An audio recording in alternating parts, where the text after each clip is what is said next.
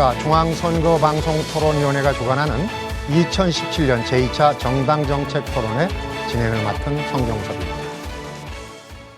정당법에 따라서 각 정당의 정책을 국민들께 알리기 위해 마련된 오늘 토론회는 정치와 외교, 안보 이슈를 중심으로 진행합니다. 먼저 2시간 동안 열띤 토론을 펼쳐주실 여야 7당의 정책 전문가들 소개 올리겠습니다. 앉아 계신 순서대로 소개해드리죠. 먼저 민중당 김종훈 상임대표입니다. 예, 안녕하세요. 반갑습니다. 바른정당 하태경 최고위원입니다. 안녕하십니까. 대한애국당 조원진 대표 최고위원입니다. 반갑습니다. 국민의당 국회 외교통일위 간사 이태규 의원입니다. 안녕하세요. 더불어민주당 김영진 전략기획위원장입니다. 안녕하십니까. 정의당 김종대 평화본부장입니다. 안녕하세요. 자유한국당 정태옥 원내 대변인입니다. 예, 반갑습니다. 토론자의 좌석과 발언 순서는 사전에 추첨으로 정했습니다. 자, 오늘 토론은 북핵 등 외교 안보 정책과 국정원, 검찰 등 권력기관의 개혁 방안에 대한 2개의 주제로 나뉘어서 진행합니다. 토론 방식은 먼저 사회자의 공통 질문에 대한 토론자의 답변을 듣고 이어서 자유 토론을 진행합니다. 토론자 7분께는 모두 공통 질문에 대한 답변 시간을 포함해서 13분 시간을 할애해 드립니다. 주어진 시간을 각 주제별로 안배하면서 적절하게 발언하시면 되겠습니다. 많은 국민들이 관심을 가지고 지켜보고 계시다는 점을 염두에 두시고 성심성의껏 토론에 임해 주시기 바랍니다. 효율적인 토론 진행을 위해서 사회자가 토론 도중에 개입해서 질문을 하거나 또는 다음 발언할 토론자를 지명할 수 있다는 점을 미리 말씀을 드립니다. 그럼 바로 토론을 시작하도록 하겠습니다. 오늘 토론의 첫 번째 주제는 앞에서 말씀드린 대로 북핵 등 외교 안보 정책입니다. 먼저 사회자 공통 질문을 드리겠습니다. 북한의 핵실험에 이은 잇단 대륙간 탄도미사일 발사 강행으로 한반도 안보 정세가 예측하기 어려운 긴장 국면에 접어들고 있습니다. 특히 최근에는 미국의 대북 군사 대응 방침이 전해지면서 한반도 둘러싼 우리 정부의 대북 정책 기조가 시험대에 올랐다고 보여집니다. 그런가 하면 대북 압박의 영향력을 가진 중국과 러시아가 미국, 일본과 엇박자를 보이면서 국제 공조 체제도 흔들리고 있습니다. 북한의 핵실험에 대한 또는 북한의 핵 미사일에 대응할 수 있는 대안은 무엇인지 또 향후 우리의 외교 안보 정책은 어떤 방향으로 가야 하는지 각 당의 입장을 먼저 들어보도록 하겠습니다. 다음 순서에 따라서 민중당 김종훈 상임대표부터 답변해 주시기 바랍니다. 존경하는 국민 여러분, 이 자리를 빌어서 인사드립니다. 민중당 상임대표 김종훈입니다. 방송을 혹시 지켜보는 국민들께서는 저를 기억하실지 모르겠습니다. 지난해 10월 24일 국회의원 박근혜 전 대통령을 향해서 나와라 최순실을 가장 먼저 들었던 김종훈이기도 합니다. 그 후 1,700만이 촛불을 들었고 대통령은 탄핵되었습니다. 그리고 스스로 촛불 정부라고 하는 문재인 정부가 탄생을 했습니다. 돌아보면 참으로 대단했던 한 해였지 않는가 생각을 해보게 됩니다. 촛불은 대한민국의 정치 지형을 바꾸고 있고 많은 것을 요구하고 있기도 합니다. 우리 민중당은 세계인을 감동시킨 촛불혁명을 완성하겠다는 생각으로 만들었습니다. 촛불혁명에 앞장선 국민들, 특히 비정규직, 노동자들, 그리고 농민, 여성, 청년들을 비롯한 많은 사람들과 함께 만들어가는 진보 정당입니다. 그런 만큼 그 어느 정당보다 우리 사회의 적폐청산과 한반도의 평화와 번영을 학수고대하고 있는 정당임을 분명히 하고자 합니다.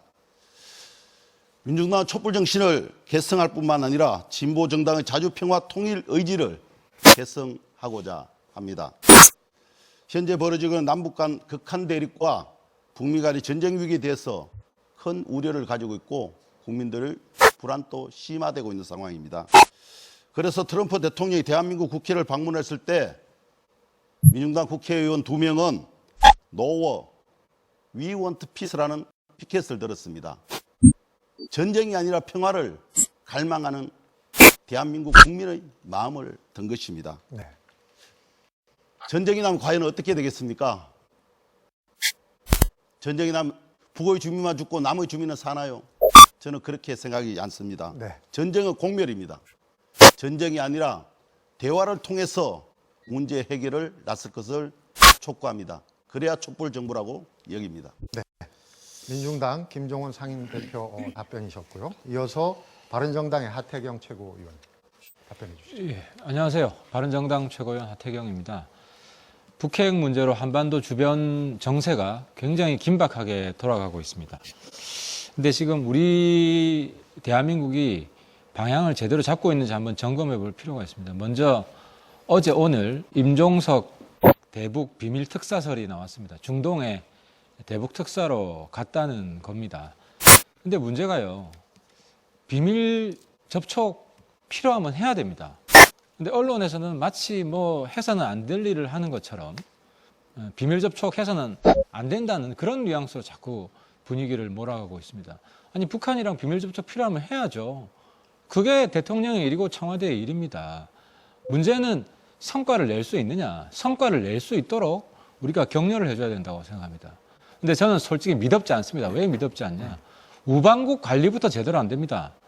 문재인 정부 지금 평창 올림픽 성공시키려고 하지 않습니까? 그런데 유엔의 미국 대사가 평창 올림픽 못 갈 수도 있다 이야기를 합니다. 청와대는 부인했죠. 하지만 미국 정부, 미국 백악관에서는 간단한 확답을 주지 않습니다. 북한에 비밀 특사를 보내야 될 게 아니라 지금 미국에 비밀 특사를 보내야 되는 상황이 됐습니다. 일본도 마찬가지입니다. 일본도 개막식에 우리 아베가 가려고 했는데 못 갈 수도 있다. 이런 반응이 나오고 있습니다. 그러니까 대한민국 정부가 가장 가까운 미국, 일본도 관리가 제대로 안 되는데 다른 나라 관리가 제대로 되느냐? 이런 불신을 국민들한테 주고 있는 겁니다. 문재인 정부 지금 중국에 간다고 합니다. 근데 그것도 불안하기 짝이 없습니다. 왜냐? 사드 추가 배치 안 하겠다는 미략을 맺었다는 겁니다. 아니 사드 필요하면 2개, 3개라도 더 배치를 해야 되죠. 왜 그런 걸 중국이랑 약속을 합니까? 북한은 미사일을 막 개발하는데 우리는 그럼 그 막는 미사일을 개발하면 안 됩니까? 네. 그런 약속을 어떻게 중국한테 합니까? 문제는 대북 비밀 접촉 마음대로 하십시오. 국민들이 불안에 떨지 않게 문재인 대통령을 믿을 수 있게 해라는 겁니다. 그게 제일 중요하다는 겁니다. 네, 알겠습니다. 이번에는 대한애국당 조원진 대표 최고위원 답변해 주시죠. 네, 대한애국당 조원진 대표입니다. 1년 전 대한민국을 생각해 보십시오. 거짓, 선동, 음모, 조작.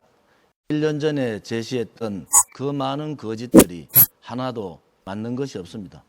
문재인 정부 6개월 만에 안보가 무너지고 한미동맹 무너지고 6개월 만에 경제는 파탄으로 가는 징후가 보입니다.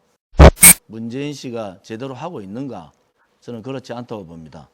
1년 전 촛불은 거짓, 성동, 음모, 조작, 기획된 권력 찬탈입니다. 권력 쿠데타입니다. 이 거짓 촛불 집회를 문재인 씨는 뭐라고 얘기합니까? 촛불 혁명이라고 합니다. 혁명은 그 맞는 사실이 바탕이 될 때 혁명인 겁니다. 혁명이라고 말하는 자체가 잘못됐다. 저는 그렇게 보고요. 문재인 씨 6개월 만에 이 나라 안보가 무너졌습니다. 한미동맹이 다 깨진 거죠. 안보는 이 한미동맹을 주축으로 하지 않고 어떻게 대북 안보를 할 수가 있습니까? 북한은 핵실험을 통해서 하루하루 우리를 공포에 넣고 있습니다. 김대중 대통령 때 그랬습니다. 북한은 절대로 핵 개발할 수 없다. 핵 개발하면 내가 책임지겠다. 그러고 국민을 속이고 대북 지원 엄청나게 했습니다. 그러고 그분 돌아가셨어요. 그런데 북한 핵은 우리의 가장 공포로 다가오고 있습니다. 박근혜 대통령께서는 북한 핵을 머리에 이고는 살아갈 수 없다. 이렇게 얘기한 겁니다. 도대체 누가 만든 겁니까? 반성들을 할 줄 모르는 거예요. 아직도 햇빛 정책의 망상에 쏟아지고 있는 이 문재인 씨 정권 반성해야 됩니다. 또 하나 더 말씀드리면은 이 북핵을 막을 수 있는 방법은 미국의 존 볼트 전 유엔 대사가 했잖아요. 시간이 없다. 3개월밖에 시간이 없는 거예요. 그러면은 방법은 단 하나밖에 없습니다. 레짐 체인지, 김정은 드러내고 북핵을 제거시키는 방법 외에는 뭐가 있겠습니까? 네. 이제 레짐 체인지 외에 다른 방법이 있으면은 찾아보라 그러십시오. 북한 핵을 바로 드러내지 않으면은 그 짐은 우리 후대들한테 엄청나게 다가오고 대한민국은 북한의 핵 속국이 될 수밖에 없다. 저는 그렇게 생각합니다. 네, 알겠습니다. 자, 이번에는 국민의당 이태규 국회 외교통일위원회 간사 답변해 주시죠. 네, 국민의당의 이태규 의원입니다. 외교안보 상황이 엄중합니다. 지금이야말로 국민적 단합과 지혜를 모을 때라고 생각을 합니다. 국민의당은 북핵 문제의 평화적 해결을 강력하게 희망합니다. 남북 대화를 비롯해서 다양한 대화 채널이 가동되어야 된다고 생각합니다. 그렇지만 안타깝게도 북한은 계속해서 대화를 거부하고 핵실험과 미사일 도발을 계속하고 있습니다. 국제사회와 함께 강력한 제재와 압박이 불가피하다고 생각합니다. 그렇지만 이 제재와 압박은 대화를 이끌어내기 위한 수단이지 목표가 되어서는 안 된다, 이렇게 생각하고 있습니다. 그렇지만 북한이 대화의 장으로 나올 때까지 이 제재와 압박은 계속해야 된다, 이렇게 생각하고 있습니다. 또 이런 대화 그리고 제재 압박의 병행과 별개로 대한민국은 강력한 군사적 방어 체계를 갖추어야 된다고 생각합니다. 이 부분은 국가 안보나 국민의 생명을 지키기 위한 국가의 기본 책무라고 생각을 합니다. 강력한 안보 체계를 통해서 북한 당국에게 북한 핵이 결코 문제를 풀어갈 수 없는 점이라는 부분을 분명하게 각인시키는 것이 굉장히 중요하다고 생각합니다. 그리고 현재 북한 핵을 풀어가는 데 있어서 여야의 의견이 다릅니다. 이렇게 위기가 엄중한데 여야가 의견이 다르다는 부분은 국민적으로 굉장히 불행한 일이고 국제사회에서도 이해할 수 없는 일이라고 생각합니다. 여야가 지혜를 모아서 단합된 하나의 의견으로 북한 핵에 대해서 일치된 모습으로 강력하게 대응해야 된다, 이런 말씀을 드리고 싶습니다. 네, 알겠습니다. 자, 이번에는 더불어민주당의 김영진 전략기획위원장 답변 순서입니다. 안녕하십니까, 국민 여러분. 더불어민주당 김영진 국회의원입니다. 북핵과 미사일 위기가 점차 높아지고 있습니다. 그런데 전쟁을 상정하면서 북핵 미사일 위기를 극복할 것인가, 아니면 평화적인 방법으로 북핵과 미사일 위기를 극복할 것인가. 더불어민주당은 단호하게 평화적인 방법으로 북한 핵과 미사일 위기를 해결해 나가겠습니다. 확고한 힘의 우위를 바탕으로 한 튼튼한 안보를 위해서 이번 국회에서 내년 국방 예산으로 사상 최대인 7% 증가한 43조 원의 국방 예산을 편성했습니다. 특히 북한 핵과 미사일에 대응하기 위한 킬체인, KAMD, KMPR 3축 체계 예산을 10% 증가한 13조 5천억으로 편성했습니다. 북한 핵과 미사일을 둘러싼 미, 중, 일, 러 등의 이해관계는 중층적이고 상충해 있어서 한 방향으로 모아가기가 쉽지 않습니다. 따라서 우리나라가 우리의 문제를 중심적으로 해결해 나간다. 이것이 바로 한반도 운전자론, 한반도 책임론입니다. 그동안 한중관계, 한미관계 무너졌습니다. 남북관계 바늘 하나 들어갈 틈이 없도록 닫혀버렸습니다. 문재인 대통령 정권 교체 후 처음으로 미국을 방문하여 트럼프 대통령과의 대화를 통해 한미관계, 한미동맹 관계를 더 높였고, 중국의 시진핑 주석과의 대화를 통해서 한중관계를 회복해 나가고 있습니다. 이제 북한 핵과 미사일, 외교 안보 정책에 대해서는 여와 야가 따로 있을 수 없습니다. 여와 야, 국민이 힘을 모아서 지혜를 모아서 해결의 방향을 모아나갈 때입니다. 네, 잘 알겠습니다. 이번에는 정의당 김종대 평화본부장 답변 순서입니다. 예, 존경하는 국민 여러분, 지금 한반도에 전쟁 불사 강경 발언이 난무하고 있습니다. 언제 이 말싸움이 주먹 싸움으로 번질지 알 수 없는 상황입니다. 지금 한반도는 불안의 시대라고 할 수 있습니다. 평창 올림픽이 채 2달도 남지 않았습니다. 이러다가는 평화 올림픽이 아니라 전쟁 올림픽이 될 판입니다. 국제사회의 제재와 압박에도 북한은 핵미사일에 대한 집착을 전혀 버리지 않고 있습니다. 한반도 평화와 생산적인 대화를 위한 협력과 소통이 실종되었기 때문입니다. 압박과 제재는 있는데 대화가 빠졌습니다. 산발이 평화 전략으로 가야 됩니다. 압박과 제재는 대화와 균형을 맞출 때 비로소 그 실효를 거둘 수 있습니다. 정의당은 평화의 정당입니다. 우리는 이 위기를 넘어 공존 공영의 한반도 시대, 원대한 비전과 담대한 실천으로 역사를 다시 써야 합니다. 한반도 비핵화와 평화체제 구축을 이제 행동으로 보여줄 때입니다. 이제 북핵 문제 해결의 입구를 찾아야 합니다. 전쟁과 평화를 결심하는 것은 강대국이 아니고 바로 대한민국 시민들, 바로 대한민국 국민의 주권입니다. 국민 여러분, 평화와 번영의 정당, 정의당을 주목해 주십시오. 당당하게 평화를 선언해야 합니다. 전쟁은 해결책이 아닙니다. 저와 여러분의 미래가 달려 있습니다. 우리 보수주의자들은 안보가 무너졌다고 선동하면서 불안을 조성합니다. 그러면서 북핵의 공포에 노예가 되기를 자처합니다. 그러나 북핵은 두려움의 대상이 아니라 극복의 대상입니다. 폭력적 수단이 아닌 평화적 수단으로 북핵 문제를 해결할 수 있습니다. 우리가 두려움만 극복하면 충분히 할 수 있습니다. 감사합니다. 네, 잘 알겠습니다. 마지막으로 자유한국당 정태욱 원내대변인 답변해 주시기 바랍니다. 예, 국민 여러분 반갑습니다. 우리 자유한국당은 누구보다도 자유와 평화를 사랑합니다. 그런데 진정한 평화는 우리를 적대시하는 세력에 대해서 최소한 대등한 그리고 압도적인 힘이 있을 때 지켜지는 것입니다.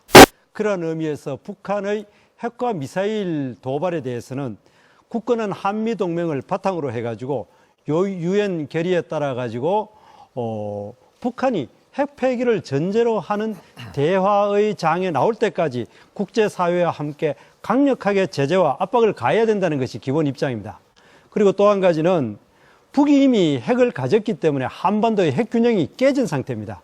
그렇기 때문에 남한도 전술핵을 배치해가지고 남북한이 대등한 핵 균형을 가진 상태에서 한반도의 비핵화를 추진해야 된다는 것이 자유한국당의 기본 입장입니다. 예. 네, 잘 알겠습니다. 7분 토론자 말씀을 들어보니까요. 일단 앞에서 제가 주제 설명하면서 말씀드렸던 압박으로 갈 거냐, 대화로 갈 거냐 이런 부분의 문제가 결국은 북한이 핵무력을 완성했다고 선언을 했는데 여기에 대한 이제 우리의 시각이 필요할 것 같고요. 그다음에 한반도 주변 사강과의 외교 관계는 어떻게 유지해야 될 건가? 이 북핵 문제가 우리 한반도의 문제만은 아니거든요. 그래서 이런 부분에 대한 견해 차이가 좀 보여지는 것 같습니다. 이런 부분의 논점을 중심으로 해서 자유토론에 들어가도록 하겠습니다. 2분 동안의 발언 잘 지켜주고 계신데요. 7분이기 때문에 시간 안배를 좀 잘 해야 될 것 같습니다. 그러면 김종원 의원부터 자유토론을 좀 말문을 열어주시기 바랍니다.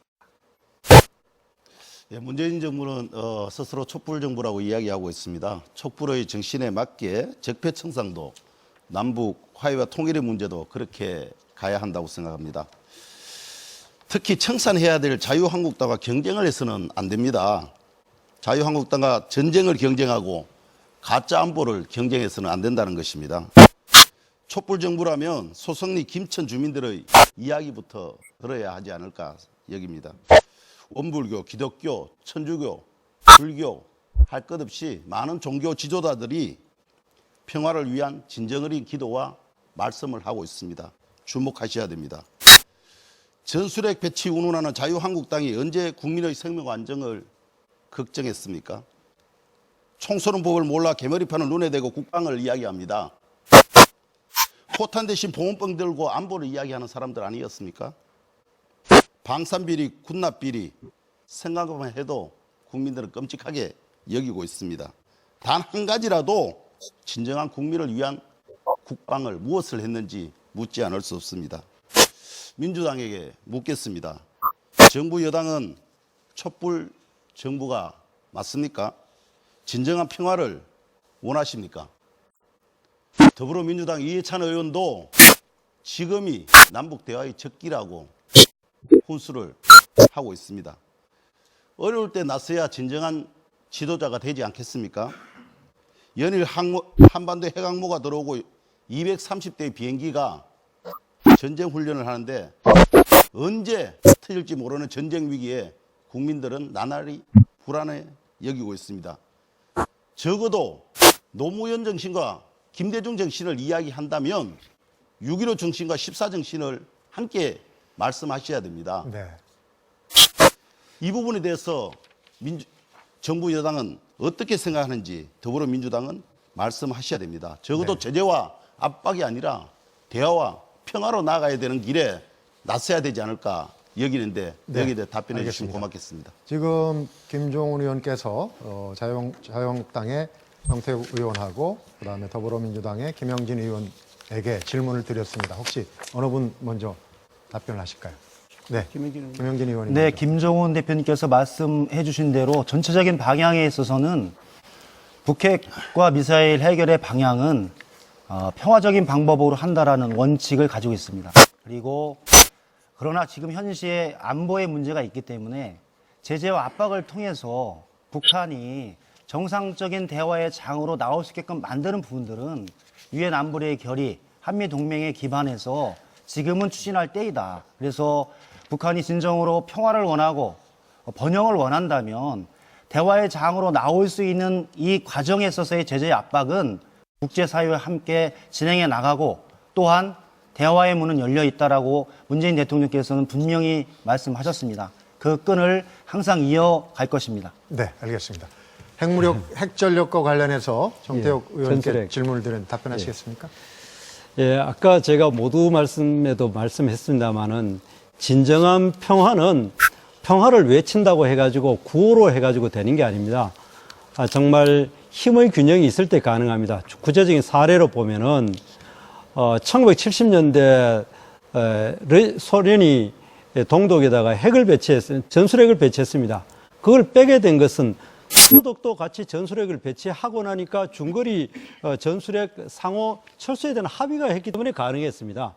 말로만 이야기하고 평화, 북한은 이미 핵을 가졌는데 우리가 거기서 평화를 이야기한다는 건 말이 안 됩니다. 그리고 아까 우리 민주당의 그 김영진 의원님께서 올해 예산 7.2% 예산을 국방 예산을 굉장히 증강시켜 가지고 압도적인 전력을 갖추겠다 하는데 핵을 가진 것과 재래식 무기는 정말 기관총을 가진 사람한테 부직경이 들고 달려드는 겁니다.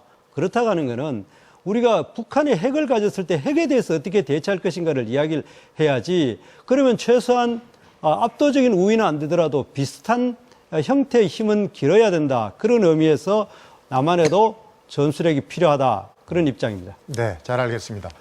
우리 직함 중에 평화본부장 직함 가지신 김종대 의원님이 좀 하실 말씀이 있는 것 같습니다. 예, 김종대 의원입니다. 정태욱 의원님 말씀은 일견 이해는 가지만 전혀 동의할 수 없는 견해죠. 아니, 우선 전술핵이라고 그러는데 전술핵이 구체적으로 어떤 무기 체계를 지칭하는 것이냐. 자유한국당 단 한 번도 이야기한 적이 없어요. 사실 자유한국당 당론은 전술핵 무기 재배치입니다. 그런데 그 재배치라는 게 뭡니까? 한때 배치했다가 철수한 걸 다시 갖다 놓자 이 얘기인데 한때 배치했던 건 냉전 시대에 어니스트 존이라는 단거리 미사일하고 핵폭탄, 포탄을 얘기하는 건데 이거 미국에서 전량 폐기했습니다. 존재하지가 않아요. 그러면 없는 걸 어떻게 재배치하겠다는 말이며 또 지금 굳이 이야기를 한다면은 B-61 항공폭탄 새로운 전술핵이 있다 이 얘기를 하시는 건데 미국에서는 이걸 전술핵이라고 부르지가 않습니다. 이 부분에 대해서는 존 하이든이라는 미국의 전략사령관이 명확하게 자유한국당에 답변했습니다. 전술핵이란 용어조차도 쓰지 마라. 너무 위험하다. 전술핵이라는 용어를 쓰는 이유는 실전에서 사용 가능한 핵이라는 의미로 그 용어를 쓰는 건데 이것은 절대 존재하지도 않는다. 누군가 만약에 비전략 핵, 다시 말해서 전술 핵무기를 도입한다면 이는 1945년 이후로 아무도 넘지 않았던 선을 넘는 거기 때문에 미국은 이것을 전술핵이라고 보지 않고 모든 핵은 전략 핵으로서만 기능한다. 그리고 B-61 그 항공폭탄은요, 폭발력이 170킬로톤입니다. 히로시마에 투하된 원자폭탄 폭발력의 12배입니다. 12배. 그렇다면 전술핵, 냉전 시대 재래식 전쟁을 할 때 보완책으로 썼던 그 전술핵이 아니라는 이야기예요. 그러니까 존재하지 않는 것을 자꾸 이걸 갖다 놓자. 이게 이제 실질적인 북핵 대응책이다 그러면은 이거 국민들한테 희망 고문하는 겁니다. 네. 실현 가능성이 없잖아요. 실현 가능성이. 네. 김영민 네, 의원. 그 정태욱 의원이 말씀하셨듯이 우리 김종대 의원님이 그 말씀 잘 하셨는데요. 91년에 우리 대한민국에 배치했던 전술핵은 미국으로 들어가서 폐기됐습니다. 그럼 전술핵을 배치하자는 것은 새로운 전술 핵무기를 만들자라고 하는 얘기와 동일합니다. 그것은 핵전쟁을 염두에 둔 얘기이기 때문에 한반도 비핵화를 기본적인 정책으로 하고 있는 미국, 그리고 주변의 중국, 러시아, 일본의 전체적인 연대와 대북 핵에 관한 공동 대응의 가장 큰 걸림돌로 이 문제가 되고 있기 때문에 우리 문재인 정부도 반대하고 미국도 이 문제에 대해서 사실은 언급되는 것조차 싫어합니다. 따라서 이 문제에 관해서는 그 문제가 가지고 있는 핵심적인 논지를 정확히 파악하고 현실 가능하지 않은 전술핵 논쟁은 한반도에서의 평화와 북한 핵 미사일 위기를 극복하는데 전혀 도움이 안 되는 그런 주장이라고 봅니다. 네, 알겠습니다. 이 구체적인 강론으로 들어가면 오늘 전체적으로 외교안보 정책 큰 틀 논의가 시간상 부족할 것 같습니다. 그래서 사회자가 제안드리기는 전술핵은 그 정도로 하시고 아무래도 앞에서 얘기했듯이 그 주변 사강 이제 그 대통령 방중도 시작되는데 또 사드 문제에 관련된 한중 협의도 논란이 되고 있고 그래서 큰 틀의 4강 외교에 대해서 좀 진행을 하면 어떨까 싶은 생각이 드는데 우리 조원진 의원님이 지금 뭐 전술핵 전략핵 얘기하는데 민주당 문재인 씨 정권 할 말 없는 거예요. 전술핵이 뭔지 전략핵이 뭔지 그런 외교부 장관 갖다 놓고 무슨 협상을 합니까? 그 말이 안 되고요. 또 하나는 지금 안보 라인이 다 무너졌잖아요. 왜 무너졌느냐? 믿음이 없어진 거예요. 한미 간에. 한일 간에도 믿음이 없어지고 우방 국가들이 대한민국의 지금의 정권을 인정을 못하는 겁니다. 왜? 비서실장이라는 사람이 주최사장 김일성 주최사장파를 따르던 주사파의 거도 아닙니까? 그다음에 정인용 안보실장 정보에 대해서 문외 아닙니다. 강경화 외교부 장관 외교의 왕따를 주장하고 있는 사람이에요. 또 문정인 안보 특보 외교안보 특보 대한민국의 가치하고는 전혀 반대 입장을 가는 거예요. 송영무 국방부 장관 홍진호 7일 동안 납포됐는데 모른다고 하는 사람이에요. 이 사람들을 안보 라인에 두고 안보를 얘기한다? 다른 외국이 웃는 거예요. 미국이 야, 저 사람들한테 정보를 줘야 될지 안 줘야 될지 참 고민거리가 되는 겁니다. 그래서 대한민국의 문재인 씨 정권의 안보 라인은 다 무너진 거다. 그래서 미국이 지금 북한의 핵을 제거하지 않고는 안 되는데 3개월밖에 시간이 없다고 얘기하는데 방법은 한국의 문재인 씨를 못 믿는 겁니다. 그러니까 미국 스스로가 방법을 찾을 수밖에 없지 않냐. 이게 말이죠. 어쩔 수 없는 상황이 온 거예요. 그러면은 지금 할 수 있는 방법은 뭐냐. 이 안보라인 5인방을 다 새롭게 퇴진시켜야 되잖아요. 그리고 새로운 균형 감각을 가진 사람들을 넣어야지 대한민국의 안보가 제대로 서는 겁니다. 지금요. 안보라든지 국가 운영은 좌우의 날개로 날아가야 되지. 문재인 씨가 후보 때 얘기한 대로 보호수를 불태워버리겠다. 또 이해찬 전 총리가 보호수 뿌리 붓겠다. 그러고 난 다음에 뭐라 했어요? 지금 국무총리하고는 이 정신없는 이낙연 총리 뭐라 했습니까? 촛불혁명의 도구로 공문을 써야 된다. 이게 말이 되는 소리입니까? 네. 그래서 국가가 위태롭다는 거예요. 그래 국가가 제대로 가려면은 좌우의 날개가 균형을 맞을 수 있는 그런 정책을 써야 된다. 이런 말씀을 드리겠습니다. 알겠습니다. 물론 뭐 인적에 관련된 부분이긴 하지만 가능하면 오늘 주제 외교 정책, 안보 정책에 주제를 포커스를 맞춰서 좀 진행을 해주시면 고맙겠습니다. 지금 시간상으로 보면 국민의당 이태규 의원이 조금 발언 시간이 남아있는데 어떤 견해를 갖고 계신지 중간에 한번. 우선 그 정부 여당이 지금 추진하고 있는 한반도 운전자론 이 부분에 대해서는 이 부분이 진심으로 성공되길 바랍니다. 그렇지만 한반도 운전자론이라는 것은 상대가 있습니다. 북한이 이 부분에 적극적으로 호응할 때만이 이 운전자론이 작동할 수 있는데 현재로서는 북한이 그 현재 정부의 유화책에 대해서 대화 제의에 대해서 일체의 반응이 없고 대꾸도 하지 않고 있습니다. 그리고 오로지 최종적으로는 미국과의談판을 통해서 문제를 풀어가겠다고 하는 그런 의도를 갖고 있습니다. 그렇기 때문에 이 한반도 운전자로는 북한이 응하지 않으면 작동되지 않는 시스템이기 때문에 일단 정부가 이 부분에서 굉장히 유연성을 좀 가질 필요가 있다. 그래서 북한과의 대화, 남북 대화에 있어서 북한의 촉구만 기다리지 말고 북핵 문제 해결을 위해서는 미국과 북한의 대화도 중요하고 또 중국과 북한의 대화도 중요합니다. 또 다자 회담도 중요합니다. 그래서 다양한 어떤 대화 채널을 복구할 수 있는 그러한 노력을 정부 여당이 좀 해야 된다. 이런 전략적 유연성을 좀 발휘할 필요가 있다. 이런 말씀을 드리고요. 네. 아까 계속해서 그 한반도의 비핵화 원칙은 지켜져야 된다.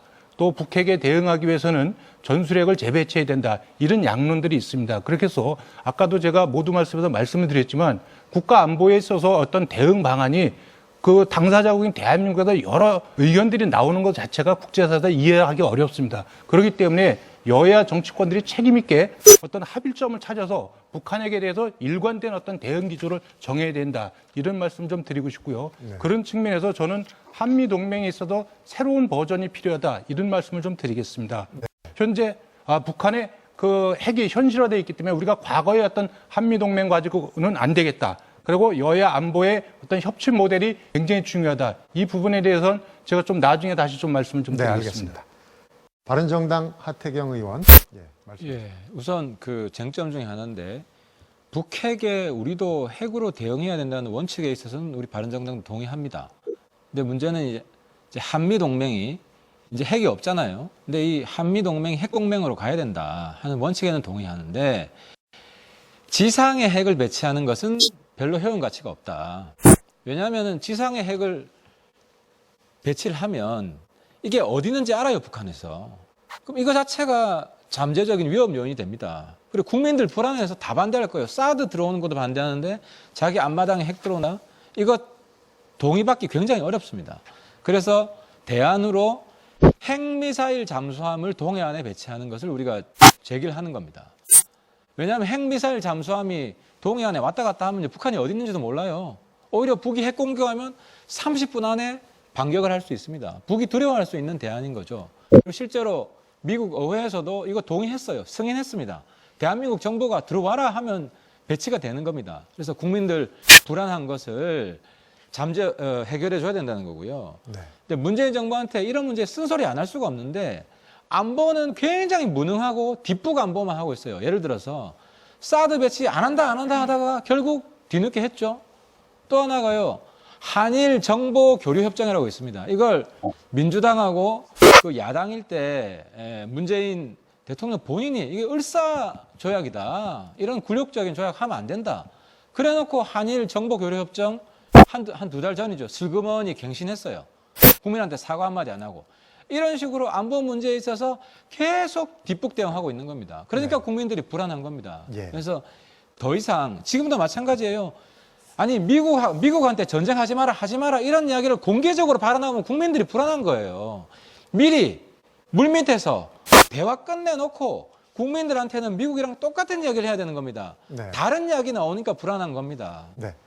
오늘 이슈를 너무 많이 벌려놓고 수습하기가 어려워질 지경에 이럴 것 같아요. 잠깐만요. 그래서 일단 그 전술핵과 또 4강 외교 여러 가지 말씀이 나오셨는데 지금 이제 그 문재인 대통령의 방중을 앞두고 있는 시점에서 지금 토론자분들 한 번 정도, 한 번 뭐 조금 넘는 시간이 남아 있습니다. 그래서 방중에 즈음한 그동안에 이제 뭐 3불 이게 이제 얘기가 나왔기 때문에 그 부분을 조금 정리를 하면서 마무리하는 게 어떨까 하는 생각이 듭니다. 지금 정태욱 의원이 강하게 지금 의사 표시를 하셨는데 간략하게 말씀하시고 그쪽으로 마무리를 하는 게 어떨까 하는 생각이 듭니다. 예, 저는 현 정부의 대화 필요합니다. 실제로. 그런데 대화의 조건이 뭐냐? 북한의 핵을 선 인정하는 조건 하에서 하는 대화와 북핵을 폐기하기 위한 수순으로서의 대화가 중요합니다. 그런데 지금 현재 민주당의 정말 중진인 이해찬 의원이 지난 12월 8일 날 기사에 보면은 문재인 대통령과 시진핑 대통령 완전히 의견이 일치한다. 상중단을 이야기했고 북미 평화협정을 해야 된다고 이야기를 했는 겁니다. 우리가 먼저 평화협정이 뭡니까? 지금 현재 한반도는 정전협정 상태입니다. 정전협정의 대전제는 한반도의 주한미군이 주둔하는 걸 사실상 전제로 하는 그런 협정인데, 그거를 주한미군이 그 한반도에서 철수하는 걸 전제로 하는 평화협정으로 바꾼다라는 거, 그거 굉장히 위험합니다. 그리고 또 한 가지는 시진핑이 이야기하는 북한 도발을 추가로 도발하지 않는 조건으로 한미 군사훈련을 동시에 중단하자는 것인데, 북한은 사실상 6번의 그 핵실험을 했기 때문에 핵을 완전히 가졌다고 이야기할 수 있습니다. 그런 상황에서 거기에 대응하는 한미 군사훈련을 중단한다? 이거는 비유를 하자면은 강도가 칼을 들고 이미 들어왔는데 그 칼을 든 강도에 대해 대응하기 위한 훈련을 중단하자는 것 자체는 북한이 칼을 드는 것을 인정한다는 겁니다. 그런 의미에서 대화, 물론 중요합니다만 대화의 전제라는 것은 이 핵을 폐기하기 위한 수순으로서의 대화가 되어야 됩니다. 그런데 특히 지금 현재 가지고 있는 그 문재인 대통령이 평화협정을 하자는 그 자체가 벌써 북한의 핵을 인정하고 주한미군을 철수를 전제한 게 아니냐. 예를 들어서 지난번에 그 6차 핵실험을 하고 난 다음에 북한 내각 총리 박주범 같은 경우는 북한이 핵 개발하는 것은 주한미군을 철수하는 용이다, 이렇게 이야기하고 방으로 평화협정을 주장하는 이야기하고 넘어갔습니다. 네. 이렇게 해서는 진정한 의미에서 대화가 되기가 힘들다. 제대로 된 대화를 하기 위해서는 핵 폐기를 전제로 하는 회의가 돼야 된다. 이런 게 우리 자유한국당 입장입니다. 네, 알겠습니다. 지금 앞에서 제가 제안드린 대로 지금 정부 청와대에서는 균형 외교라고 얘기를 하고, 실질적으로 이 언론에서는 보면은 새로운 이제 외교 정책 운전자론이 좀 흔들리고 있지 않느냐 하는 얘기도 합니다만, 이제 청와대 발표는 외교의 지평을 넓힌다 이렇게 얘기를 하고 있거든요. 그래서 방중을 앞두고 그런 이제 4강 외교 정책에 대해 좀 얘기를 해 주십사 하는데, 지금 김종대 의원님 그쪽 얘기십니까? 예, 그렇습니다. 연결이 되는데요. 네. 쌍중단 얘기가 나왔기 때문에 말씀을 드리는데, 이건 중국, 러시아가 북한하고 대화를 촉구하는데 매우 현실적인 통로라고 보고 있는 것이죠. 좀 용어가 어려워서 설명을 드리자면은, 북한이 현재 핵을 동결하고, 즉 추가적으로 미사일 발사나 핵실험 안 한다는 얘기입니다. 또 그걸 검증해서 추가적으로 핵 개발을 현 상태로 완전히 동결하고, 반면에 한미연합훈련을 완화하거나 축소하자는 얘기입니다. 이걸 일컬어 쌍중단이라고 하는 건데, 굉장히 수지 맞는 장사죠. 우리가 북한의 핵을 현 상태로 동결해서 아직 완성되지 않은 북한의 미래 핵을 현 상태에서 동결하고, 그러면서 남북한 간에 또는 주변국 간에 신뢰가 쌓이면 그걸 바탕으로 해서 2단계로 과거의 핵을 폐기하는 수순으로 가면 어떠냐. 가장 현실적이고 우리한테 유리한 방안이라고 생각합니다. 그리고 이 쌍중단에 관한 것은 주변국하고 우리가 대화를 물꼬를 트는 데도 중요합니다만은, 우선 북한 스스로 얘기한 겁니다. 2015년 1월에 북한이 처음 언급했어요. 그 다음에 중국이 쌍중단이라고 받아들였고, 러시아가 지금 이야기하고 있고, 미국의 외교협회가 트럼프 대통령에 대한 북핵 문제 해결의 7가지 방안 중에 하나로 이 쌍중단 문제를 거론하면서 이걸 수용하라고 건의한 겁니다. 트럼프 대통령한테. 자, 그렇다면 무르익을 대로 무르익었다. 한미연합훈련을 영원히 중단하자는 것도 아니다. 일시적으로 중단하는 건 과거에 북한이 NPT 협정에 복귀하도록 우리가 하면서 이미 팀 스프리트 훈련을 중단한 전례가 있다. 그렇다면 언제든 다시 실시할 수 있는 한미연합훈련을 일시적으로 중단하면서 북한을 핵동결을 협의할 수 있는 대화회장으로 불러내자. 또 사실 지금 한중 정상회담이 이제 13일부터 실시가 됩니다만은, 이러한 부분이 과감히 의제로 올라가야 됩니다. 네. 사실 중국이 이 부분을 중재하겠다고 이야기하고 있는 지금이 이 이야기를 할 수 있는 골든타임인데, 아니 이게 왜 위험하다고 하는 것인가? 네. 또 이것이 왜 잘못됐다고 하는 것인가? 전 이해할 수가 없어요. 네. 여당이신 더불어민주당 김영진 의원 하실 말씀이 많은 것 같습니다. 네. 발언하시죠. 사실관계부터 하면 평창 동계올림픽 관련해서는 헨리 유엔 대사가 그런 발언을 했지만, 트럼프 대통령이 이방카 딸과 푸시노 사이가 평창 동계올림픽에 참가하겠다라고 해서 그 논란을 정리했습니다. 사실관계를 바로잡고요. 그다음에 화성 15 발사 직후에 문재인 대통령과 트럼프 대통령이 즉각 대화를 통해서 북 미사일에 관한 공동 입장을 표명했습니다. 제가 보기에는 근 10년 내 가장 신뢰관계가 깊은 한미 관계로 복원이 되었다라는 객관적인 사실을 말씀드립니다. 두 번째는 중국과 관련해서 참 이게 아이러니인데요. 이전 정부 10년 동안 북핵 미사일 관련한 고도화를 중단하지 못했습니다. 특히 박근혜 대통령은 천안문에 가서 시진핑과 같이 손을 흔들고 돌아와서 사드를 배치했습니다. 그것이 여러 가지 한중 관계, 외교 관계 속에서의 많은 문제점을 노정했습니다. 이제 아세안 회의를 통해서 시진핑과의 대화를 통해서 문재인 대통령이 한중 관계의 신뢰 초석을 다졌고 이번 13일부터 중국을 방문해서 실제적인 전략적인 동반자 관계로 북한의 핵 동결과 핵 폐기를 이어낼 수 있는 한중 간의 협의를 조금 더 긴밀하게 해나가고 여러 가지 쌍중단이든지 아니면 쌍계 병행이든지 다양한 방식에 관해서 논의하면서 한반도 핵과 미사일 문제를 해결하기 위한 현실적인 대책을 마련해내는 것이 제가 보기에는 이번 한중 외교의 기본 목표가 아닌가 그런 생각이 듭니다. 알겠습니다. 자, 국민의당 이태규 의원 시간이 좀 여유가 있으신데요. 네. 말씀해 주시죠. 아까 제가 그 새로운 한미동맹의 어떤 버전이 필요하다 이런 말씀을 드렸는데요. 그 부분에서 잠깐 말씀을 드리고 다른 말씀을 좀 드리겠습니다. 그래서 여야가 합의할 수 있는 새로운 어떤 안보 협치 모델이 필요하다.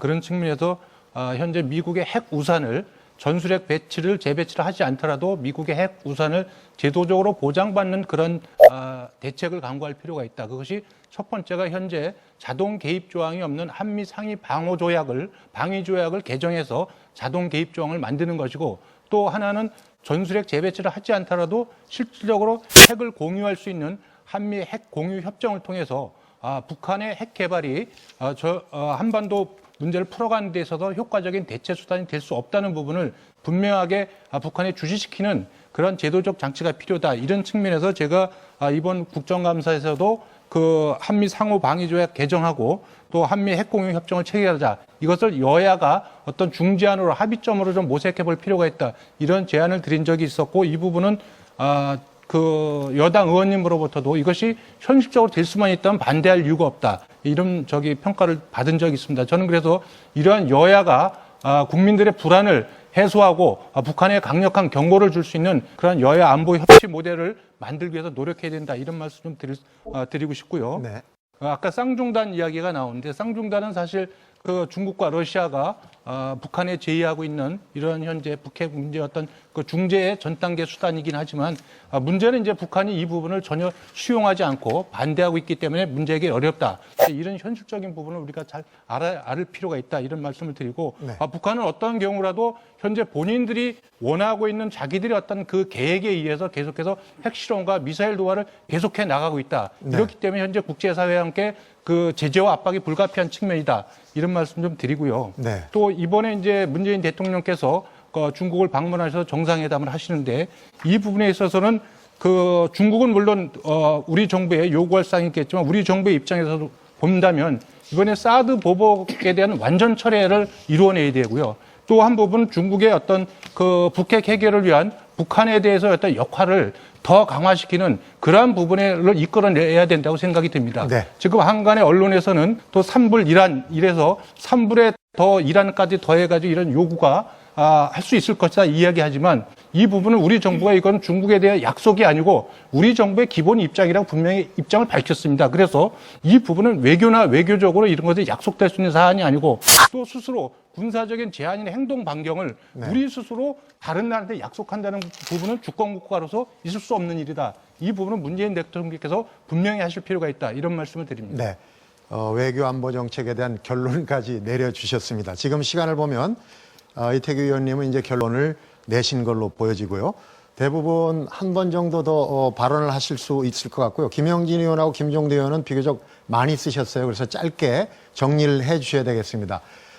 김종훈 의원이 좀 오랫동안 발언을 안 하고 계시기 때문에 하태경 의원 잠깐 기다리시고요. 김종훈 의원부터 지금부터는 남은 시간을 고려해서 6분 30초 남은 시간 고려해서 외교 안보 전략에 대한 매진말을 한다는 각오로 얘기를 해 주시면 될 것 같습니다. 네, 먼저 김종훈 의원 말씀해 주시죠.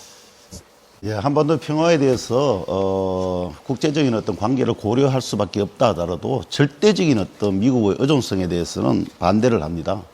한반도의 문제, 남북의 문제, 우리 국민의 생명 안정을 미국에 우리의 운명을 맡겨둘 수만은 없다는 것이기 때문입니다. 그 어떤 환상도 저 기대도 거물이라고 여기고 있습니다.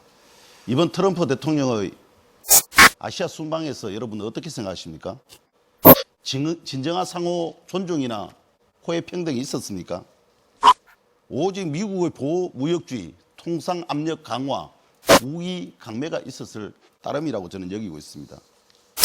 돌이켜 보면은 이라크, 리비아를 비롯해 가지고 전 세계 평화적 사도처럼 행동을 했지만은 자국의 이익만을 고려했다는 비판을 받고 있기도 합니다. 자국의 이익을 위해서라면 무력 충돌도, 통상 압력도, 전쟁 위기도 늘 동원해왔다는 것을 확인할 수 있는 대목이기도 합니다.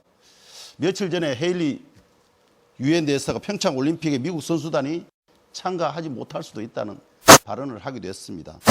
전적으로 긴장 국면을 더 강화하려는 것이 아닌지 의심할 수밖에 없는 대목이기도 했습니다. 그래서 저는 모두 국내 정치 상황을 미국에 맡겨둘 수만은 없다 이렇게 생각을 하는 것이죠. 오죽하면 언론 보도를 보면 미국 언론조차도 트럼프가 어디로 갈지 모르겠다고 얘기하고 있습니다. 멘붕에 빠져 있다고까지 얘기하고 있는 상황이지 않습니까? 트럼프와 미국 오로지 미국 우선주의를 내세우고 있다는 것조차도 확인되고 있는 상황입니다. 네. 그래서 저희들은 생각합니다. 문재인 정부가 미국의 의존성보다는 국민을 믿고 촛불 정부인 만큼 트럼프와 대북 압박의 봉쇄에 동참할 것이 아니라 대화를 통해서 문제 해결로 나아가는 것이 남북의 평화와 한반도의 평화를 유지할 수 있다고 네. 여기고 있습니다. 잘 알겠습니다. 자, 이어서 바른정당 하태경 의원 네. 발언해 주시죠. 문재인 대통령 방중 상당히 우려스럽습니다. 국제사회 웃음거리가 될 수 있다고 생각을 하고 최악의 경우에 대한민국 주권 포기하는 거 아니냐 하는 비판이 저는 올 수 있다고 보는데 왜 그렇게 보냐면요. 첫 번째는 중국이 우리 사드 배치를 문제 삼는 게 아닙니다. 중국이 우리 미사일 배치를 문제 삼는 게 아니라 레이더를 문제 삼는 거예요. 그리고 그 레이더 중에서도 미국이 관리하는 레이더를 문제 삼는 거예요. 만약에 그 사드 미사일이 대한민국 거고 그 사드 레이더가 대한민국 거면 중국이 문제 삼지 않습니다. 그런데 덜컥 3노라 그래가지고 사드 추가 배치 안 한다. 이거는 완전히 국방 포기 선언이에요. 지금 사드 한 기로 대한민국 안전하지 않습니다. 적어도 2기 이상이 추가 배치돼야 됩니다. 우리 돈으로 사면 돼요. 그럼 중국 문제 삼지 않아요. 이걸 중국한테 약속하는 그건 완전 바보 같은 짓이고 또 한 가지는 한미일 안보 협력 안 하겠다고 지금 하는 내용이 3노에 들어가 있어요. 그러면요 당장 아까 제가 좀 전에 이야기한 한일 간의 정보 협력 중단해야 돼요. 왜냐? 미일 간의 정보 협력 하고 있거든요. 미일은 동맹이기 때문에. 그러니까 한일 간의 정보 협력하면 한미일 정보 협력이 되는 거예요. 근데 일본하고 정보 협력을 하니까 조총련 정보가 우리한테 들어와서 상당히 도움된다는 겁니다. 지금 청와대 판단은. 그런데 지금 중국 가서 한미일 협력 안 하겠다. 이런 식으로 약속해버리면요. 우리가 우리 자해행위 하는 거예요. 지금 이런 거 하려고 하는데 민주당이 아무 말도 안 해요. 그리고 마지막으로 쌍중단이 얼마나 바보 같은 일인지 제가 말씀을 드릴게요. 쌍중단은 국민들이 잘 모르시는데 한미 간의 군사협력을 중대하는 대신에 북핵 미사일을 동결하라는 거예요. 근데 이 문제가 뭐냐면 핵 미사일을 했다는 걸 검증할 방법이 없어요. 네. 핵 미사일 동결이라는 거는 미사일 실험을 중단하는 것뿐만 아니라 핵 개발, 미사일 개발까지도 중단하는 거예요. 그러면 아니 핵이 지금 어디까지 개발되어 있는지 알아야 그다음 동결이 됐는지 안 됐는지 판단할 거 아니에요. 네. 그럼 북한이 우리 핵이 어디까지 개발되어 있습니다. 우리 미사일이 어디까지 개발되어 있습니다. 다 공개하겠냔 말이에요. 이런 바보 같은 전략을 지금 제시하니까 북한이 안 하겠다는 거예요. 쌍중단은. 네. 그런데 북한도 안 하겠다 그런 거, 미국도 안 하겠다 그런 거를 지금 중국도 비슷하게 왕따 돼 있어요. 지금 북한하고 미국 관계에서. 그러니까 한중간에 덜썩 합의해버리면 전 세계 웃음거리가 되는 거죠. 이런 바보 같은 짓을 중국 가서 왜 하자고 민주당이 그렇게 주장하느냐는 말이에요, 지금. 네. 알겠습니다. 지금 그 북핵 외교 안보 전략에 대해서 하실 말씀들이 굉장히 많은 것 같은데 시간은 촉박하고 나중에 맺은 말 시간 1분을 따로 드리니까요. 그때 꼭 하실 말씀은 그때 이제 덧붙이시면 될 것 같습니다. 이어서 조원진 의원 당부 드리는 건요. 이게 이제 이 시청자들이 많이 보고 계시니까 대통령에 대한 호칭은 조금 주의를 기울여 주시기 바랍니다. 대통령으로서 잘해야지 대통령이라고 부르죠. 사석에서는 좋습니다만 자, 제가 중국의 사실은 지도부들을 엄청 많이 만난 사람입니다. 시진핑 주석당 6번 만났는데요. 지금 중국은 이 한반도의 비핵화예요. 그 다음에 대량 살상 무기를 원하지 않는 겁니다. 그런데 북한이 중국을 말을 듣지 않고 핵을 개발한 거예요. 여기서 실마리를 찾아야 됩니다. 중국의 바로 턱 밑에다가 북한의 핵을 가지고 있다는 거 아닙니까? 이것은 중국이 원하지 않는 거예요. 그러면 한국도 원하지 않고 중국도 원하지 않고 미국도 원하지 않으면은 북한 핵을 제거할 수 있는 방법을 찾으면 된다. 저는 벌써 미중 간에는 어느 정도 거래가 끝났다. 그런데 이 문재인 씨 정권이 그걸 모르는 거야. 중국에 대한 전문가가 거의 전무한 거예요. 그걸 알면은 실마리를 풀 수 있는 길이 있는 겁니다. 그 다음에 한중 간에는 전략적 협력 동반자 관계가 돼가 있습니다. 박근혜 정부 때 이런 거예요. 중국의 많은 지도부나 중국 인민들이 한국에 의해서 대한민국에 의해서 통일이 돼도 괜찮겠구나 하는 인식을 준 겁니다. 그것은 엄청난 인식의 변화를 준 겁니다. 그런데 북한이 중국의 말을 듣지 않고 핵을 개발했다? 중국도 지금 못 참는 겁니다. 그러면은 제가 얘기하는 레짐 체인지가 충분히 가능하다. 그래서 레짐 체인지를 이 빠른 시간 내에 하지 않으면은 우리 대한민국은 우리뿐만이 아니라 우리 후대들이 북한의 핵의 속국이 된다. 이 시기를 놓치면은 엄청난 후회를 합니다. 그래서 이 중국의 정확한 GPR라는 거죠. 정확한 중국의 속내를 읽어야 됩니다. 겉으로 가서 뭐 이렇게 하는 것보다 중국의 속내를 읽고 가면은 이 북한 핵의 실마리가 열린다. 지금 중국의 여러 가지 발언들 한번 보세요. 지금 홍콩에서 나오는 중국의 여러 가지 얘기들 들어보면은 중국 또한 북한의 핵을 어떻게 제거할 건가를 고민하는 겁니다. 네. 그러면은 북한 핵을 제거하는 데는 거의 같은 거예요, 입장이. 그럼 이것을 어떻게 처리할 거냐. 이제 조금 느낀 것 같아요. 러시아를 어떻게 끌고 갈 거냐. 요 문제만 우리 한국과 미국과 중국, 일본이 잘 얘기하면은 북한 핵은 충분히 제거할 수 있다. 이렇게 보는 겁니다. 네, 알겠습니다. 자유한국당 정태욱 의원 발언 기회 드리겠습니다. 예.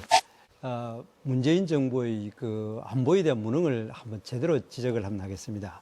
사실 사드 배치에 대해서 문재인 대통령은 사실상 반대를 심하게 했습니다.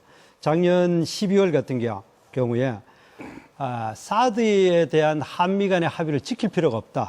그리고 또 사드 재검토가 한미동을 해치는다고 생각하지 않는다. 이렇게 반대를 합니다. 그리고 심지어 민주당 의원들은 사드 전자파 때문에 온몸이 튀겨 죽겠네라고 그렇게 극렬하게 반대를 합니다.